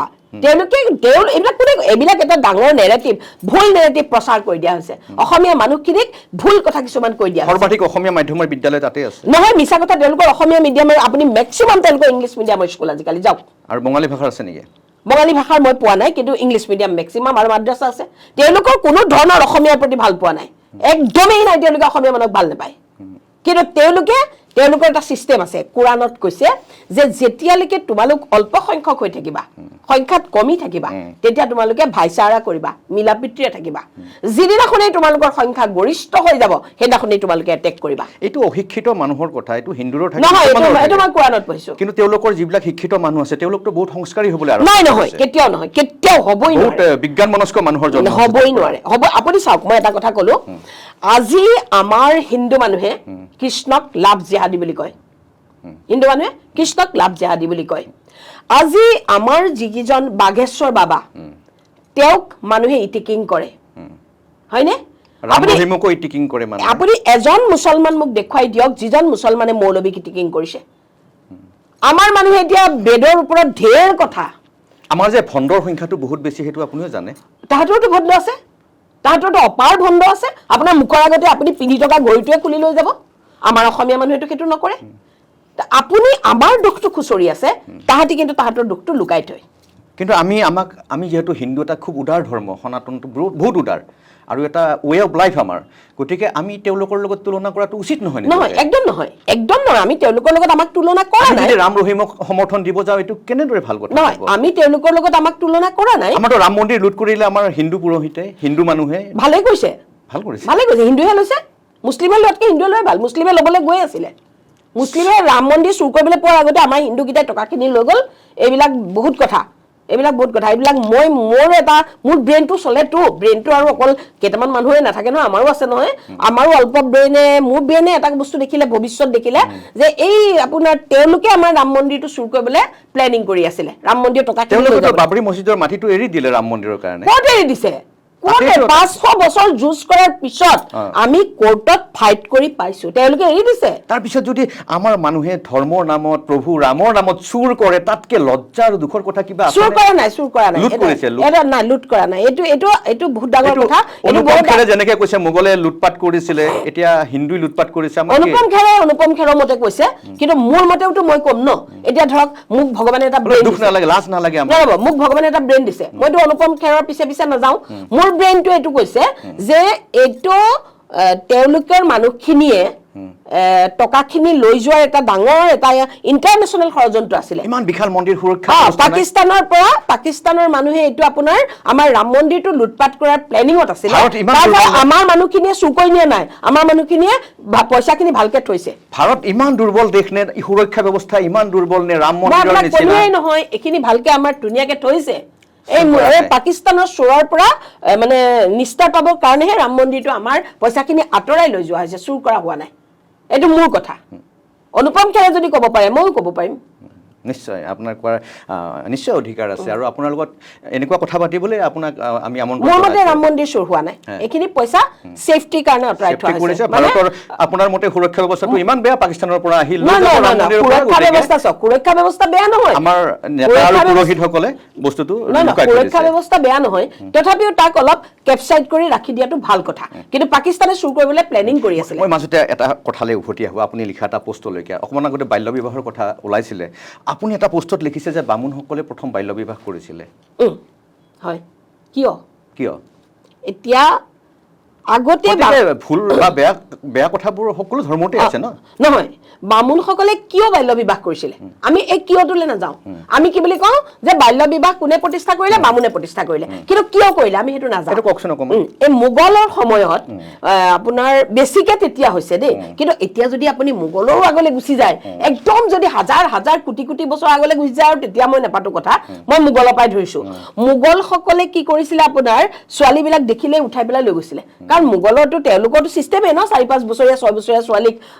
তেওঁলোকে হেৰি প্ৰথমতে বিয়া কৰাই লয় এটাতো তেওঁলোকৰ হিষ্ট্ৰী আছে ৰজাবিলাকৰ চৰিত্ৰ তেনেকুৱাই আছিল এটা সময় তেওঁলোকে আপোনাৰ সেইটো মুছলমান ৰজা বুলিয়ে নহয় বহুতৰে তেওঁ মেইনলি সিহঁতৰ আকৌ আমাৰ ৰজাইটো তাহাঁতৰ মুছলিম ছোৱালীটো ডকা সকাত দি অনা নাই ন আপুনি এজন অসমীয়া হিন্দু ৰজাৰ নাম কওকচোন যিজনে মুছলমান ছোৱালী এজনী 5 বছৰ 6 বছৰ লৈ আনিছে কওকচোন পাৰিব ক'ব নোৱাৰে তাহাঁতি ধৰি পেলাই লৈ যায় লাষ্টত গৈ পেলাই যেতিয়া আমাৰ মানুহবিলাকে কি হ'ল যে তেওঁলোক বিধৰ্মী বুলিতো আমি কম ন আমি তেওঁলোকৰ কাৰণে কাফেৰ তেওঁলোকে আমাক কাফেৰ বুলি কয় আমি তেওঁলোকক বিধৰ্মী বুলি কওঁ গতিকে বিধৰ্মী এজনে আমাৰ ছোৱালীজনী যেতিয়া লৈ যাব তাতকে আমি ছোৱালীজনীক আমাৰ ভাল পাত্ৰ এটা বিয়াখন দি পেলাই এনে থৈ দিওঁ বিয়াৰ পিছত নিনিয়ে নেকি বিয়া দিয়াৰ পিছত এজন গিৰিয়েক থাকে ন এখন ঘৰত যদি 5জনী ছোৱালী বাপেকে 5জনী ছোৱালী কেনেকে চাব এজনী এজনীক যদি দি দিয়ে এটা হাজবেণ্ডে চাব সুৰক্ষাৰ কাৰণে কৰিছিলে এটা মোক বিয়া দিলে ধৰক মোক কিয় কাৰণে বিয়া দিলে হয় নে নহয় বাৰু কথাটো চবকতো বিয়া কেলে দিয়ে যে এজন মানুহক গতাই দিয়ে তেওঁ তোমাৰ হাতত বোপা মোৰ ছোৱালীজনী গতালো দিয়ে নে নিদিয়ে আপুনি বিয়া কৰাইছে আপোনাকতো শহুৰে তেনেকৈ ভাবিছে চবকে ন সেইটো চবই চিষ্টেম এইটো যে আজিৰ পৰা মই মোৰ ছোৱালীজনী তোমাক গতালো এই ছোৱালীজনীৰ ভাতৰ পৰা কাপোৰৰ মানসিকতাৰ কাৰণে ছোৱালীবিলাক এতিয়া উভতি যাবলৈ ওলাইছে বিবাহ বিচ্ছেদটো বাঢ়ি গৈ আছে লক্ষ্য কৰি আছে আপুনি এই যে মানসিকতাটো যে তোক গতাই দিলো তই সুৰক্ষা ৰাখিবি এই যে বুজাবুজি নোহোৱাকে গতাই দি আছে তাৰ কাৰণে বিবাহ বিচ্ছেদ বাঢ়িছে আপুনি লক্ষ্য কৰি আছে এতিয়া সেইটো সব মেন টু মেন কথাবিলাক বেলেগ বেলেগ এতিয়া এজন দেউতাকৰ চাওক বস্তুবিলাক যদি আপুনি প্ৰত্যেকটো কথা লজিকলৈ লৈ যায় তেতিয়াতো এখন মহাভাৰত হৈয়ে থাকিব সদায় তাৰমানে কিছুমান বস্তু খুব সফিষ্টিকেটেড আমি এজনী ছোৱালী জন্ম দিওঁ বা মোক দেউতাই জন্ম দিছে বা মই এজনী ছোৱালী জন্ম দিছো মোৰ এনেকুৱা লাগে এইক মই ইমান দিন ঘৰত ৰাখিছিলো কোনোবা এজন মানুহ ভালকে ৰাখক সেইটো মোৰ ফিলিং সকলো মাক দেউতাকৰে সপোন থাকে সকলো মাক দেউতাকে ভাবে ল'ৰাটো তোমাক গতালো হয় নে নহয় এতিয়া যদি আপুনি যদি তাত আৰে তই মোক কিয় গতাবি ময়ো সমান ইও সমান এইটো হৈছে এতিয়া এইটো মোৰ দৃষ্টিভংগীত মই সদায় পুৰুষক ওপৰত ৰাখো এইটো যদি মোক আপুনি হীনমন্যতা কয় ঠেক মনোবৃত্তি কয় মোৰ উপায় নাই মই প্ৰতিজন পুৰুষ মই অকল মোৰ হাজবেণ্ড বা মোৰ দেউতাকে নহয় পৃথিৱীৰ প্ৰতিজন পুৰুষ ধৰি লওক আজি এটা ল'ৰা 4 বছৰীয়া ল'ৰা এটা যদি আহে মই তেওঁক সন্মান কৰোঁ কাৰণ তেওঁ পুৰুষ গতিকে মোৰ থিংকিংটো বেলেগ হ'ব আপুনি মনুসংহিতা মানি চলে মনুসংহিতা বুলি নহয় মই এটা কথাই জানো যে আজি গণেশগুৰি চাৰিআলিত আপুনি টি চাৰ্টটো খুলি দিব পাৰিব মই চাদৰখন খুলি দিব নোৱাৰো সেইটোৱেই আপোনাৰ আৰু মোৰ মাজত থকা পাৰ্থক্য ৰীতা চৌধুৰীয়ে বাইদেৱে কৈছে কাপোৰ খোলাটো বেয়া মৃত্যুৰ পিছতো ৰীতা চৌধুৰীয়ে কাপোৰ খোলাটো বেয়া বুলি যে মৃত্যুৰ পিছত কৈছে সেইটো তেখেতৰ নিজৰ এটা ইচ্ছা সেই তেখেতৰ ইচ্ছাটোক মই কেতিয়াও কোনো ধৰণৰ কথা ক'বলৈ নাযাওঁ আপুনি মোৰ বস্তুটো বুজি পাব লাগিব ৰীতা চৌধুৰীয়ে যে কৈছে যে আপুনি যেটো ক'লে যে কাপোৰ খোলাটো বেয়া কাপোৰ খুলিবলৈ তেওঁ বেয়া পাইছে সেই তেখেতৰ যেটো কাপোৰ খুলিবলৈ বেয়া পোৱাৰ যেটো তেখেতৰ থিংকিং সেইটোক মই একো নকওঁ সেইটো তেখেতৰ ইচ্ছা কিন্তু যে মই নিবিচাৰো মোৰ কাপোৰ ফালি চিৰি দিয়ক মোৰ উলংগ শৰীৰটো সকলোৱে চাওক সেই কথাটোতহে মোৰ আপত্তি কাৰণ মোৰ বিশ্বাস মৃতদেহৰ উলংগ শৰীৰ পৃথিৱীৰ কোনো পুৰুষে নাচায় এতিয়া যদি আপুনি মোক কয় যে তাত পুৰুষ শব্দটো নাই নহয় আপুনি পুৰুষটো কিয় আনিলে আমাৰ হিন্দু ধৰ্মত দাহ প্ৰক্ৰিয়াটো পুৰুষে কৰে আজি কোনোবা মহিলা গৈছে হেতু বেলেগ কথা কিন্তু ইন জেনাৰেল আমাৰ সৎকাৰ সিস্টেমটো পুৰুষে কৰে গতিকে মই মোৰ দেশৰ পুৰুষে চিতাত উঠোৱা মৃতদেহ এটাৰ মাজত কিবা চাব বুলি মই অনুভৱ নকৰোঁ মোৰ দেশৰ পুৰুষ ইমান তললৈ কিন্তু নামি যোৱা নাই ৰীতা বাইদেউৰ বক্তব্যক আপুনি প্ৰতিক্ৰিয়া প্ৰকাশ কৰিলে শ্ৰদ্ধাও কৰে ন শ্ৰদ্ধা কৰোঁ তেখেতৰ যিটো টেলেণ্ট তেখেতক মই জ্যেষ্ঠ হিচাপে তেখেত বহুত জ্যেষ্ঠ মোতকৈ তেখেতক মই সন্মান কৰোঁ শ্ৰদ্ধা কৰোঁ কিন্তু তেখেতে এইখিনিলৈকে ঠিক আছে যে তেখেতৰ শৰীৰটো জ্বলোৱাটো বিচৰা নাই এইটো তেখেতৰ ব্যক্তিগত কথা তাত মোৰ ক'বলগীয়া একো নাই তেখেতে কৈছে যে মই আবুৰত থাকিব বিচাৰোঁ সেইটোও তেখেতৰ ব্যক্তিগত কথা তাতো মোৰ ক'বলৈ একো নাই কিন্তু তেখেতে যে ক'লে মই নিবিচাৰোঁ মোৰ আবুৰত থকা শৰীৰটো কাপোৰবিলাক ফালি দিয়ক মোৰ উলংগ শৰীৰটো কোনোবাই চাওক এই লাইনটোতহে মোৰ আপত্তি আছে সেই লাইনটোৱে কি বুজাইছে যে আমাৰ হিন্দু পুৰুষে দাহ সংস্কাৰ কৰি থকা মানুহৰ উলংগ শৰীৰ চাই নহয় কোনেও নাচায় বাইদেউ এটা আৰু কথালৈ আহোঁ দেই গুৰুত্বপূৰ্ণ কথালৈ আহোঁ সেই বিষয়ে আপোনাৰ মতামত মই বেছি দেখা নাই সামাজিক মাধ্যমত আপুনি ক'লে মিয়াৰ উচ্ছেদটো আপুনি খুব মানে প্ৰশংসাও কৰিছে বা সমৰ্থন কৰিছে কিন্তু শেহতীয়াভাৱে দেখা গৈছে সমগ্ৰ অসমত জনজাতি ভাই ভনীসকলক উচ্ছেদৰ এটা প্ৰক্ৰিয়া আৰম্ভ হৈছে জাগিৰোড গোসাই গাঁও আমাৰ কোকৰাঝাৰ ইংলে পথাৰ আনকি গুৱাহাটীৰ মাজমজিয়াটো এই বিষয়ে আপুনি কি কয় চাওক প্ৰথম বেছিক কথাটো হ'ল কি যে মোৰ আজি ধৰক ঘৰ নাই মোৰ ঘৰ নাই বুলিয়ে মই চৰকাৰী মাটিৰ এটুকুৰা অধিকাৰ কৰি ঘৰ সজাটো উচিত হয় জানো প্ৰথম কথা সেইটোতো ইলিগেল মোৰ ঘৰ নাই এইটো বেলেগ কথা মই চৰকাৰক এপ্লাই কৰোঁ যে মোক এটুকুৰা ক'ৰবাত থাকিবলৈ জেগা দিয়ক তাৰ অৰ্থটো এইটো নহয় যে মোৰ ঘৰ নাই মই ক'ত থাকিম মোৰ খেতি নাই মই কি কৰি খাম গতিকে এইখিনি চৰকাৰী মাটি মই ইয়াতে ঘৰ বনাম এইটো কেতিয়াও এখন দেশৰ নিয়ম হ'ব নোৱাৰে আজি তেওঁ লৈছে কাইলৈ তেওঁ ল'ব গতিকে যোনেই দখল কৰিছে চৰকাৰী মাটি তেওঁ জনজাতীয়ই হওক তেওঁ অজনজাতীয়ই হওক তেওঁ ব্ৰাহ্মণেই হওক কলিতাই হওক যিয়েই হওক তেওঁ মুছলমানেই হওক যোনেই নহওক উচ্ছেদ হ'ব লাগে কিন্তু কিন্তু পিছৰখিনিও শুনিব দেই উচ্ছেদ হ'ব লাগে কিন্তু আমাৰ যিখিনি খিলঞ্জীয়া মানুহ আমাৰ যিখিনি জনজাতীয় ভাই আমাৰ যিখিনি চাহ বাগানত কাম কৰা মানুহ তেওঁলোকক চৰকাৰে অন্য ঠাইত চৰকাৰী মাটি দিব লাগিব আৰু এই বাংলাদেশী মিয়াসকলক চৰকাৰী মাটি দিব নোৱাৰিব ক'ত থাকে থাকক আমি গম নাপাওঁ কিন্তু মিয়াক চৰকাৰী মাটি দিয়া হৈ গ'ল আপুনি খবৰটো পাইছে চাগে এক কথা পাইছিলে চাগে সেইটো আপুনি সমৰ্থন কৰিছে পাইছো আপোনাৰ এই ষ্টুডিঅ'টোত যিমান জেগা আছে ইয়াতে 3 ঘৰ মিয়াক একেলগে থাকিবলৈ দিয়া হৈছে য'ত মিয়াই 100 200 300 বিঘা কিন্তু যে তেওঁলোকে মেডি পট্টা পাই গ'ল তাৰ পিছত আপোনালোকে যিটো বাংলাদেশী বা বিদেশী বুলি কৈ থাকে তাৰ পৰা তেওঁলোকে মুক্তি পালে এইটো আপুনি মিয়াদি পট্টা পাইছে বুলিয়ে গম পাইছে তাৰ বাকীখিনিটো গম নাপায় তাৰ বাকীখিনি আপুনি ফিল্ডলৈ যাব লাগিব আপুনি হেৰিয়ালৈ যাওক জংগলপাৰালৈ যাওক খাৰুপেটীয়া ধলপুৰ এই খাৰুপেটীয়া ভিতৰলৈ যাওক জংগলপাৰা আপুনি এই একদম ৰিভাৰ চাইডলৈ যাওক তাত আপুনি দেখিব সিহঁতৰ অৱস্থা কি আপোনাৰ এটা ঘৰ মানে মোটামুটি 4-5টা মানুহ মানে একদম সৰু এটা ঘৰ এটা থাকিবলৈ দিছে আৰু তাহাঁতি বনাই লৈছে টিং দি খাবলৈ কোনো ব্যৱস্থা নাই কাম কৰিবলৈ কোনো ব্যৱস্থা নাই আপুনি চাব বস্তুটো আমি কি কওঁ তেওঁলোকক মিয়াদী পট্টাৰ মাটি দিলে আপোনাৰ 20 ফুট যদি মিয়াদী পট্টাৰ মাটি দিয়ে আপুনি কি কৰি খাব আপোনাক 20 ফুট মিয়াদী পট্টাৰ মাটি দিছে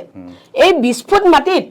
আপুনি জলকীয়া পুলি এটা ৰুব নোৱাৰি নহয় এতিয়া আপোনাৰ লেট্ৰিন কৰিবলৈকে জেগা নাই নহয় এতিয়া হিতাধিকাৰী হিচাপত চাউলটো পাই আছে পাই আছে ঠিকে আছে চাউলটো পাইছে চাউল গাইপতি 5 কেজিকেহে দিয়া 5 কেজি চাউল এটা মানুহৰ এমাহ যায় জানো মিয়াটো আৰু নাযায় এতিয়া ৰ'ব মিয়াবিলাক আগতে কি কৰিছিলে ঘৰ বনাই 150-200 বিঘা মাটিত খেতি কৰে গম ধান কৰে বিলাহী কৰে অজস্ৰ সেইখিনি বেচে পইচা লয় ল'ৰা ইউক্ৰেইনত মেডিকেল পঢ়ায় ৰাছিয়াত মেডিকেল পঢ়ায় তাৰমানে বজাৰলৈ আহিব বজাৰত সিহঁতি বহিব তাহাঁতৰ 10টা ল'ৰা 5টাই খেতি কৰিব 2টাই বজাৰত বস্তু কঢ়িয়াব 2টা বজাৰত বহিব বুজি পাইছেনে কিন্তু এনেকে তাহাঁতি যিটো চিষ্টেমত আগ্ৰাসন কৰিছিলে বজাৰৰ পৰা মাৰ্কেটলৈকে গম পালেনে তাৰে ভিতৰত 2টাই আকৌ হৰেক মাল বেচিব গাঁৱে গাঁৱে গৈ পেলাই আকৌ হিন্দু ছোৱালী 2জনীমানক লৈ আহিব এই চিষ্টেমটো কিন্তু এতিয়া বন্ধ হৈ গ'ল এতিয়া মানুহে কৈছে মিয়াদী পট্টা মাটি পাইছে আপুনি চাই আহক কিমান পাইছে চাই আহক সিহঁতি মাটি টুকুৰা পাইছে তাৰপিছত এতিয়া চাওক সিহঁতি হাজিৰা কৰিবলৈ আমাৰ এতিয়া ইংলে পথাৰৰ আমাৰ আদিবাসী ভাইসকল ক'লে যাব ক'ত তাতে যে য'ত এই কাজিৰঙাত যিটো উচ্ছেদ চলিবলৈ গৈ আছে 5-ষ্টাৰ হোটেল এখনৰ স্বাৰ্থত সেইবিলাক মানুহৰ ছাপোৰ্টত আপুনি মাত মাতিবনে যেনেকৈ এদিন মিয়াৰ সপক্ষে আপুনি মাত মাতিছে চাওক মই কেতিয়াও ইলিগেল কথাত মাত নামাতো সি হিন্দুৱেই হওক মুছলমানেই হওক মই ইলিগেল কথা কাগজ পত্ৰ থকা বুলি কৈ আছে মই প্ৰথম কথা মই ইলিগেল কথাত মাত নামাতো এতিয়া ৰ'ব কাগজ পত্ৰ থাকিলেই চব কথা নহয় কি লাগিব ৰ'ব বস্তুটো চাওক কাগজ পত্ৰ আছে ওকে কোনে দিলে কাগজ পত্ৰ চৰকাৰীভাৱে ৰাজহ বিভাগ কোন চৰকাৰে দিলে কেতিয়া দিলে কিয় দিলে কাজিৰঙা কি কাজিৰঙা হ'ল আপোনাৰ ৰাষ্ট্ৰীয় অভয়াৰণ্য তাত 5 ষ্টাৰ হোটেল কেনেকৈ হ'ব পাৰে? হ'ব পাৰিব, হ'ব লাগিব। কাজিৰঙাৰ ভিতৰতেইতো 5 ষ্টাৰ হোটেল লাগে। যদি বন বিভাগৰ হাতী বিচৰণস্থলীত মানুহ থাকিব নোৱাৰে তেনেহ'লে বিশাল 5 ষ্টাৰ হোটেল কেনেকৈ বনাব পাৰে? 5 ষ্টাৰ হোটেলখন কিমান জেগা লাগিব? মানুহ কিমান জেগা লাগিব? যিখিনি মানুহ আছে সেই গোটেই মাটিখিনিতে বনাবতো। নহ'ব, 5 ষ্টাৰ হোটেল লাগিবই কাজিৰঙাত, নহ'লে আমাৰ পৰ্যটক নাহিব। কাৰণ চাওক, যেতিয়া আমি বাহিৰৰ পৰ্যটকৰ ওপৰত আমি ডিপেণ্ড কৰিব লাগিব ন, ইণ্ডিয়া কিজনৰ হ'লে নহ'ব নহয়, আমি ফৰেনাৰ্ছৰ ওপৰত ডিপেণ্ড কৰিব লাগিব। ফৰেনাৰ্ছ এজনে গুৱাহাটীৰ হোটেলত থাকি বা নগাঁৱৰ হোটেলত থাকি কাজিৰঙালৈ এই সময়টো, সময় আজিকালি আটাইতকৈ মূল্যৱান, পইচা নহয়। কিয় আপোনালোকে বোকাখাতত পাতিব পাৰে, জখলা বন্ধা স্থাপন কৰিব পাৰে? আমিহে কৈছো যিহেতু কাজিৰঙাত আমি ডাঙৰ হৈছো, আমি কাজিৰঙা চাই ডাঙৰ হৈছো, আমি অসমৰ মানুহ, কাজিৰঙা চাই ডাঙৰ হৈছো, আমাৰ কাৰণে কাজিৰঙা ভেলুলেছ। কিন্তু এজন প্ৰকৃতিবিদ যেতিয়া আহিব ইউএছৰ পৰা, এজন জাপানৰ পৰা, এজন ৰাছিয়াৰ পৰা যেতিয়া আহিব, তেওঁ কি বিচাৰিব জানে? দিনে তেওঁ ৰাতি 2টা বজাত তেওঁ অৰণ্যত শব্দ বিচাৰিব। এতিয়া আমি কি কৰিছো, আৰে বোকাখাতত থাকিলে এইটো হয়,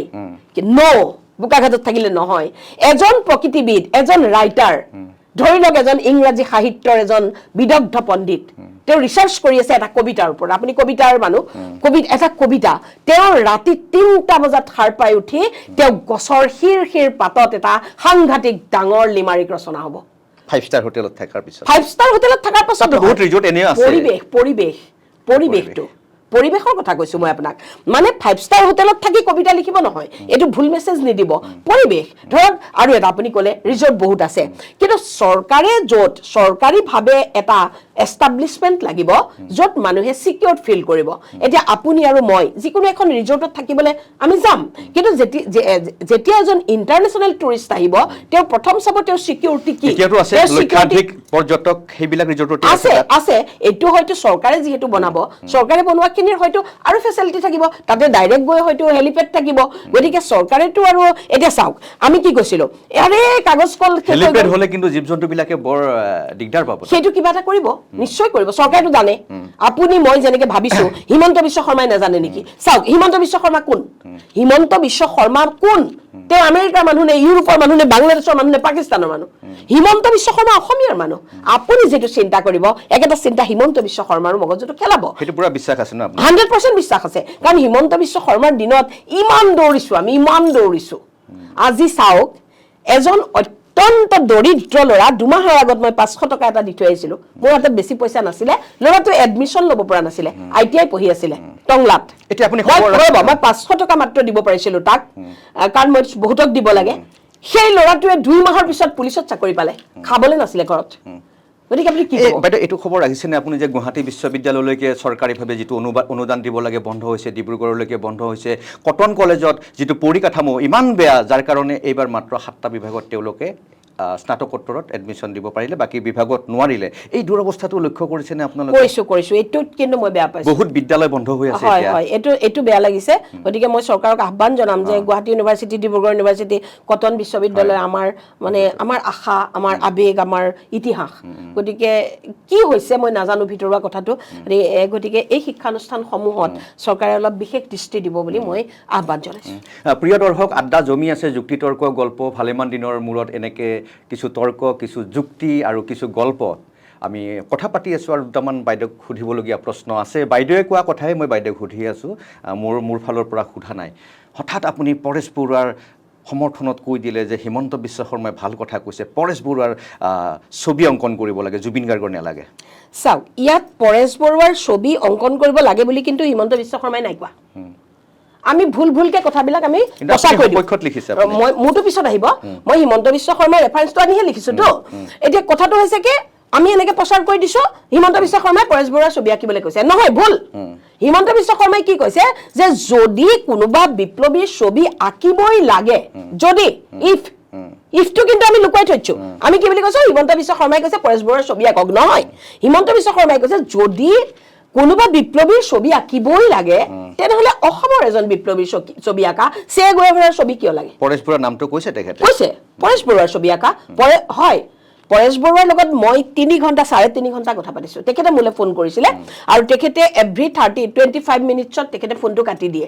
25 মিনিট হৈ যোৱাৰ লগে লগে ফোনটো কাটি আকৌ এটা বেলেগ ইণ্টাৰনেশ্যনেল কলৰ পৰা তেখেতে ফোন কৰে এনেকে 2020 চনত তেওঁ মোৰ লগত 3 ঘণ্টা কথা পাতিছে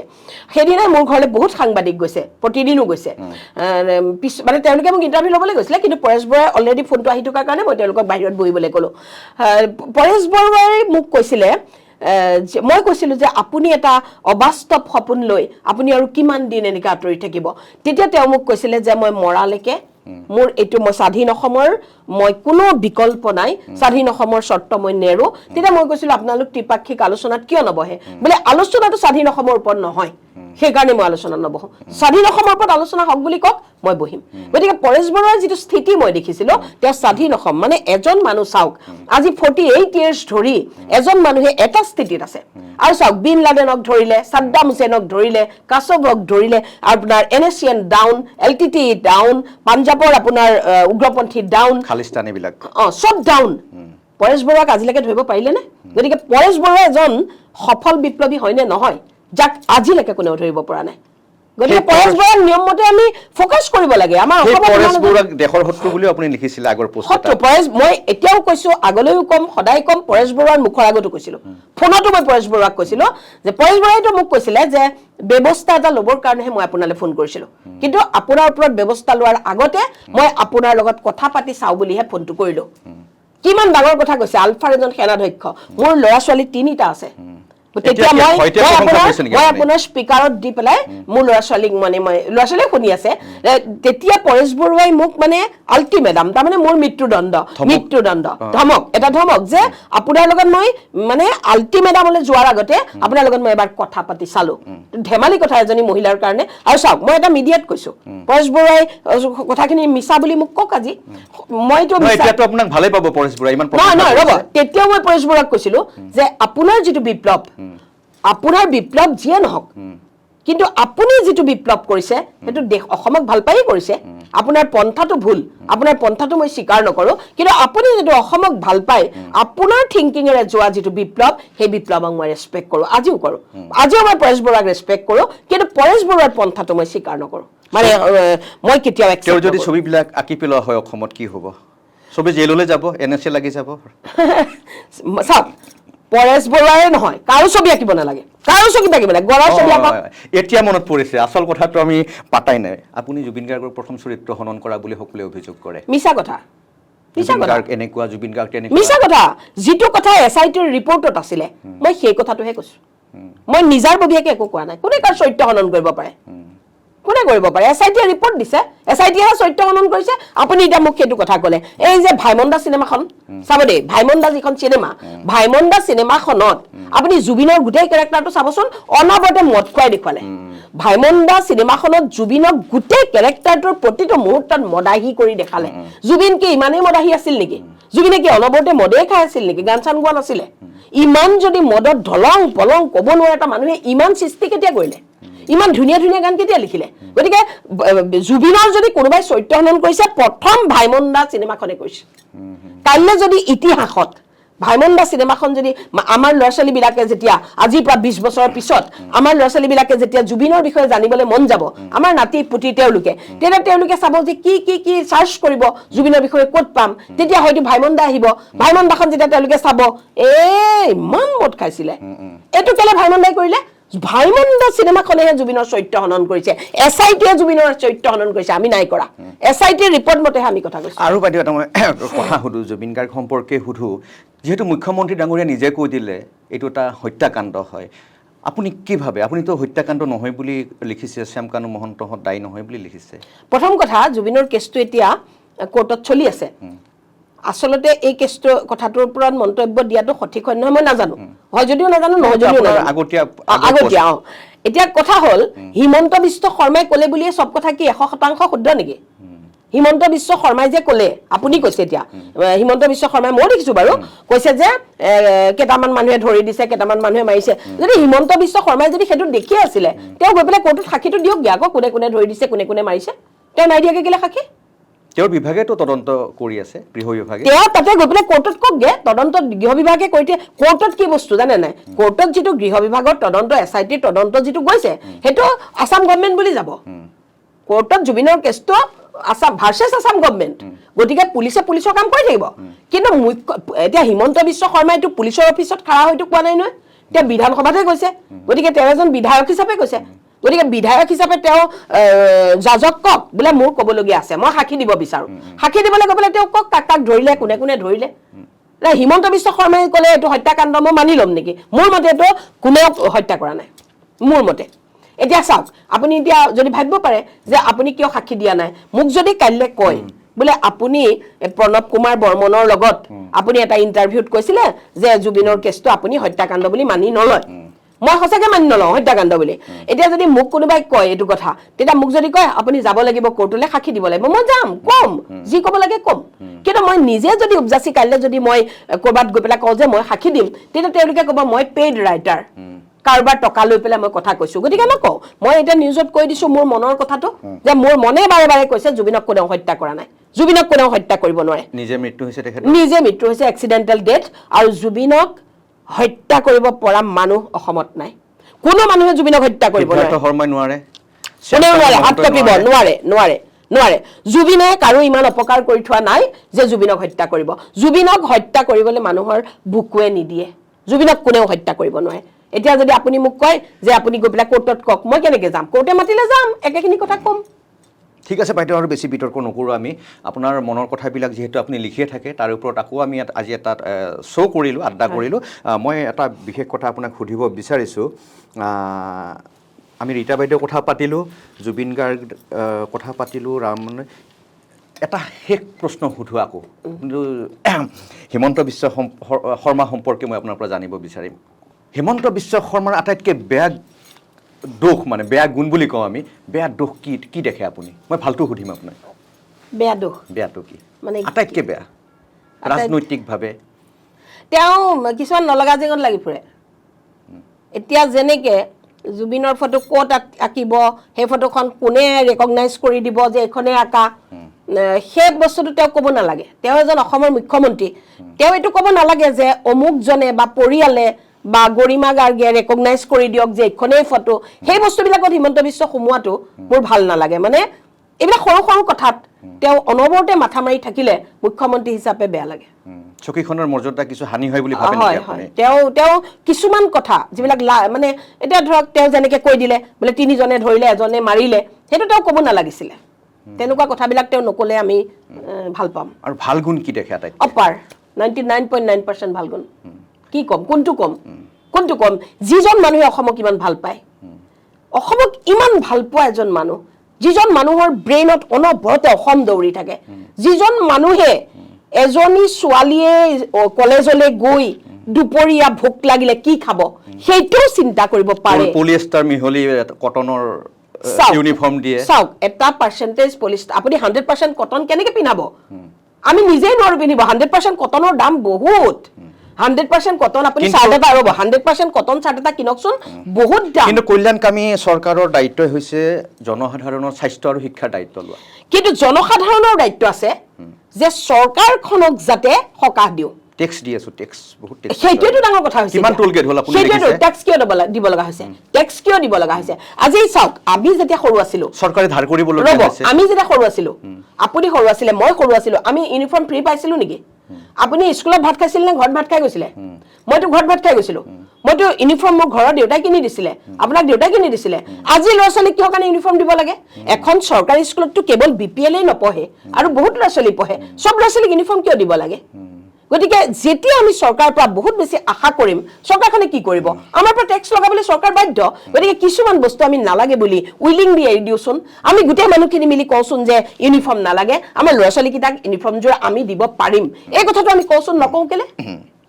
ঠিক আছে বাইদেউ, বহুত সাহসেৰে আপুনি বহুত কথা ক'লে। কাৰোবাৰ লগত আপোনাৰ বক্তব্য মিলিব পাৰে, নিমিলিব পাৰে, সেইটো বেলেগ কথা। আপুনি নিজৰ মনৰ কথা ক'লে। অহাবাৰৰ লোকসভাত আপুনি কোনটো দলৰ পৰা ক'ত টিকটৰ দাবীদাৰ, এইটো কথাও আমি শুনি আছোঁ। আৰু যাৰ কাৰণে আজিকালি আপুনি খুব সামাজিকভাৱে বেছি চৰ্চাত থাকিব বিচাৰে। হিমন্ত বিশ্ব শৰ্মাক কিছু তৈলমৰ্দন কৰিব বিচাৰে বুলি বহুতে ক'ব বিচাৰে। কোনটো সমষ্টিৰ পৰা খেলিব এইবাৰ? প্ৰথম কথাটো হ'ল শিখা শৰ্মাই কাকো তেল নামাৰে। শিখা শৰ্মাই মিছা কথা নকয়, শিখা শৰ্মাই তেল নামাৰে, শিখা শৰ্মাই কাৰো ভৰিত নধৰে। 2 নম্বৰ কথাটো হ'ল ৰাজনীতি প্ৰথমতে মই নিৰ্দলীয় হিচাপে খেলিলোঁ, সেইটো এটা বেলেগ কথা। কিন্তু ইন ফিউচাৰ মই কেতিয়াও আৰু কোনোদিন নিৰ্দলীয় নেখেলোঁ, কাৰণ মই বহুত টকা পানী কৰিলোঁ আৰু টকা মই পানী কৰিব নোৱাৰোঁ। 3 নম্বৰ কথাটো হ'ল ৰাজনীতি কৰিবলৈ মোৰ বিৰাট হেঁপাহ, ৰাজনীতি মোৰ খুব প্ৰিয় ছাবজেক্ট। 4 নম্বৰ কথাটো হ'ল কোনটো দলৰ পৰা খেলিম বুলি যদি সোধে, মোৰ মন আছে বিজেপি, কিন্তু বিজেপি আকৌ কাক টিকেট দিব, কাক কোনটো সমষ্টিত দিব নে নিদিয়ে, সেইটো তেওঁলোকৰ কথা। গতিকে মই খেলিমেই, মই কৰিমেই। তথাপি এটা সপোন আছে গোপনে বাইদেউ, সপোন আছে বিজেপিৰ পৰা ৰাজনীতিত মানে এটা জনপ্ৰতিনিধি হোৱাৰ, বিজেপিৰ পৰা মোৰ সপোন আছে। কিন্তু মোৰ সপোনটো তেওঁলোকে পূৰণ কৰিব নে নকৰে তাত মই দাবী নকৰোঁ, তাত মই কাকো জোৰ জবস্তি নকৰোঁ,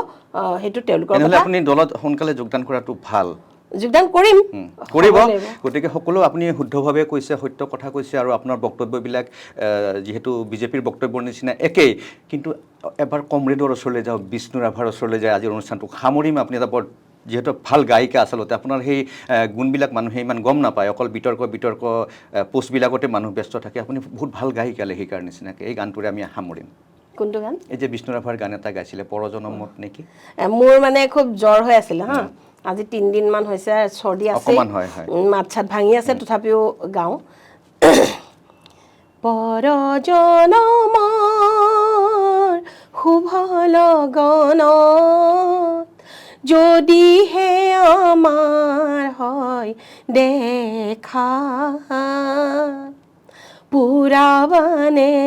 প্ৰিয়ে এই জনম মোৰ হিয়াৰো পূৰ্ণ আশা, পৰজনমৰ শুভ লগনত এই জনমৰ কুসুম মালা গোপনে তুমি সাঁচি ৰাখিলা, এই জনমৰ কুসুম মালা গুপুতে তুমি সাঁচি ৰাখিলা, কাহানিও তুমি নিপিন্ধালা, শূন্য মোৰ বুকু হ'ল জেউকা, পুৰাবানে প্ৰিয়ে এই জনম মোৰ হিয়াৰো পূৰ্ণ আশা, পৰজনমৰ শুভ লগন। ইমান সুন্দৰ কণ্ঠ, ইমান সুন্দৰ কলমৰ লেখনি আপোনাৰ, তাৰপিছত অযথা বিতৰ্কত এনেকৈ জঁপিয়াই কিয়লে থাকে। গানত অকণমান গুৰুত্ব দিয়ক না আজিকালি। দেশ প্ৰধান, জাতি প্ৰধান, ধৰ্ম প্ৰধান। গতিকে স্বধৰ্মে নিধনং শ্ৰেয়, পৰধৰ্ম ভয়াৱহ। গতিকে মোৰ ধৰ্ম ৰক্ষাৰ কাৰণে, মোৰ জাতি ৰক্ষাৰ কাৰণে, মোৰ অসমৰ প্ৰতিজন খিলঞ্জীয়াক সবল শক্তিশালী কৰাৰ কাৰণে পূৰণ কৰিবলৈ, সেইটো এটা বেলেগ কথা। যিয়ে নহওক বাইদেউ, আজি বহুত ধেমালিও কৰিলোঁ আপোনাৰ লগত, কিছু গুৰুত্বপূৰ্ণ কথাও পাতিলোঁ, যুক্তি তৰ্কও কৰিলোঁ, আৰু আপুনি সাহসেৰে ক'লে। অহাৰ বাবে বহুত ধন্যবাদ। প্ৰিয় দৰ্শক, আশা কৰিছোঁ আপোনালোকে ইণ্ডিয়া টুডে এনি ৰাজিৰে যুক্তি তৰ্ক গল্প চাই খুব ভাল পাব, আৰু আশা কৰিছোঁ খুব শালীনভাৱে তলত মন্তব্য প্ৰকাশ কৰিব। আদৰ্শগত কিবা কথাত সংঘাত থাকিব পাৰে, বিৰোধ থাকিব পাৰে, কিন্তু মন্তব্য কৰোঁতে যাতে শালীনতা বোধ ৰক্ষা কৰে, তাকে কামনা কৰি আজিলৈকে সামৰিছোঁ। পুনৰ শিখা শৰ্মাক ধন্যবাদ জনাইছোঁ। ময়ো আজি অসমৰ এজন প্ৰখ্যাত কবি, সন্দিকৈ কলেজৰ সাগৰিকা বৰদলৈ, আমাৰ প্ৰিয় কবিতা, ইমান এজন প্ৰখ্যাত কবিৰ লগত আজি মই বহিবলৈ পালোঁ, এয়া মোৰ বৰ ডাঙৰ সৌভাগ্য। আৰু মই কবি প্ৰণৱ কুমাৰ বৰ্মনৰ উজ্জ্বল ভৱিষ্যতটো উজ্জ্বলেই তেখেতৰ তথাপিও তেখেতৰ দীৰ্ঘায়ু আৰু সুস্বাস্থ্য কামনা কৰি আপোনালোক সকলোলৈকে মোৰ ধন্যবাদ জনাই শিখা বাইদেউক পুনৰ ধন্যবাদ জনাই আজিৰ অনুষ্ঠান সামৰিছোঁ চাই থাকিব India today any Pranab Kumar বৰ্মনৰ সৈতে দেশৰ সফল অসফল ব্যক্তিৰে যুক্তি তৰ্ক গল্প আবেগ নহয় যুক্তি কাজিয়া নহয় তৰ্ক আৰু জীৱন গাথাৰ শালীন আড্ডা চাবলৈ নাপাহৰিব সত্যতা বিশ্বাসযোগ্যতা আৰু বুদ্ধিকতাৰ ভৰসা ইণ্ডিয়া টুডে এনি অসম প্ৰতিপল স্বদেশৰ প্ৰতি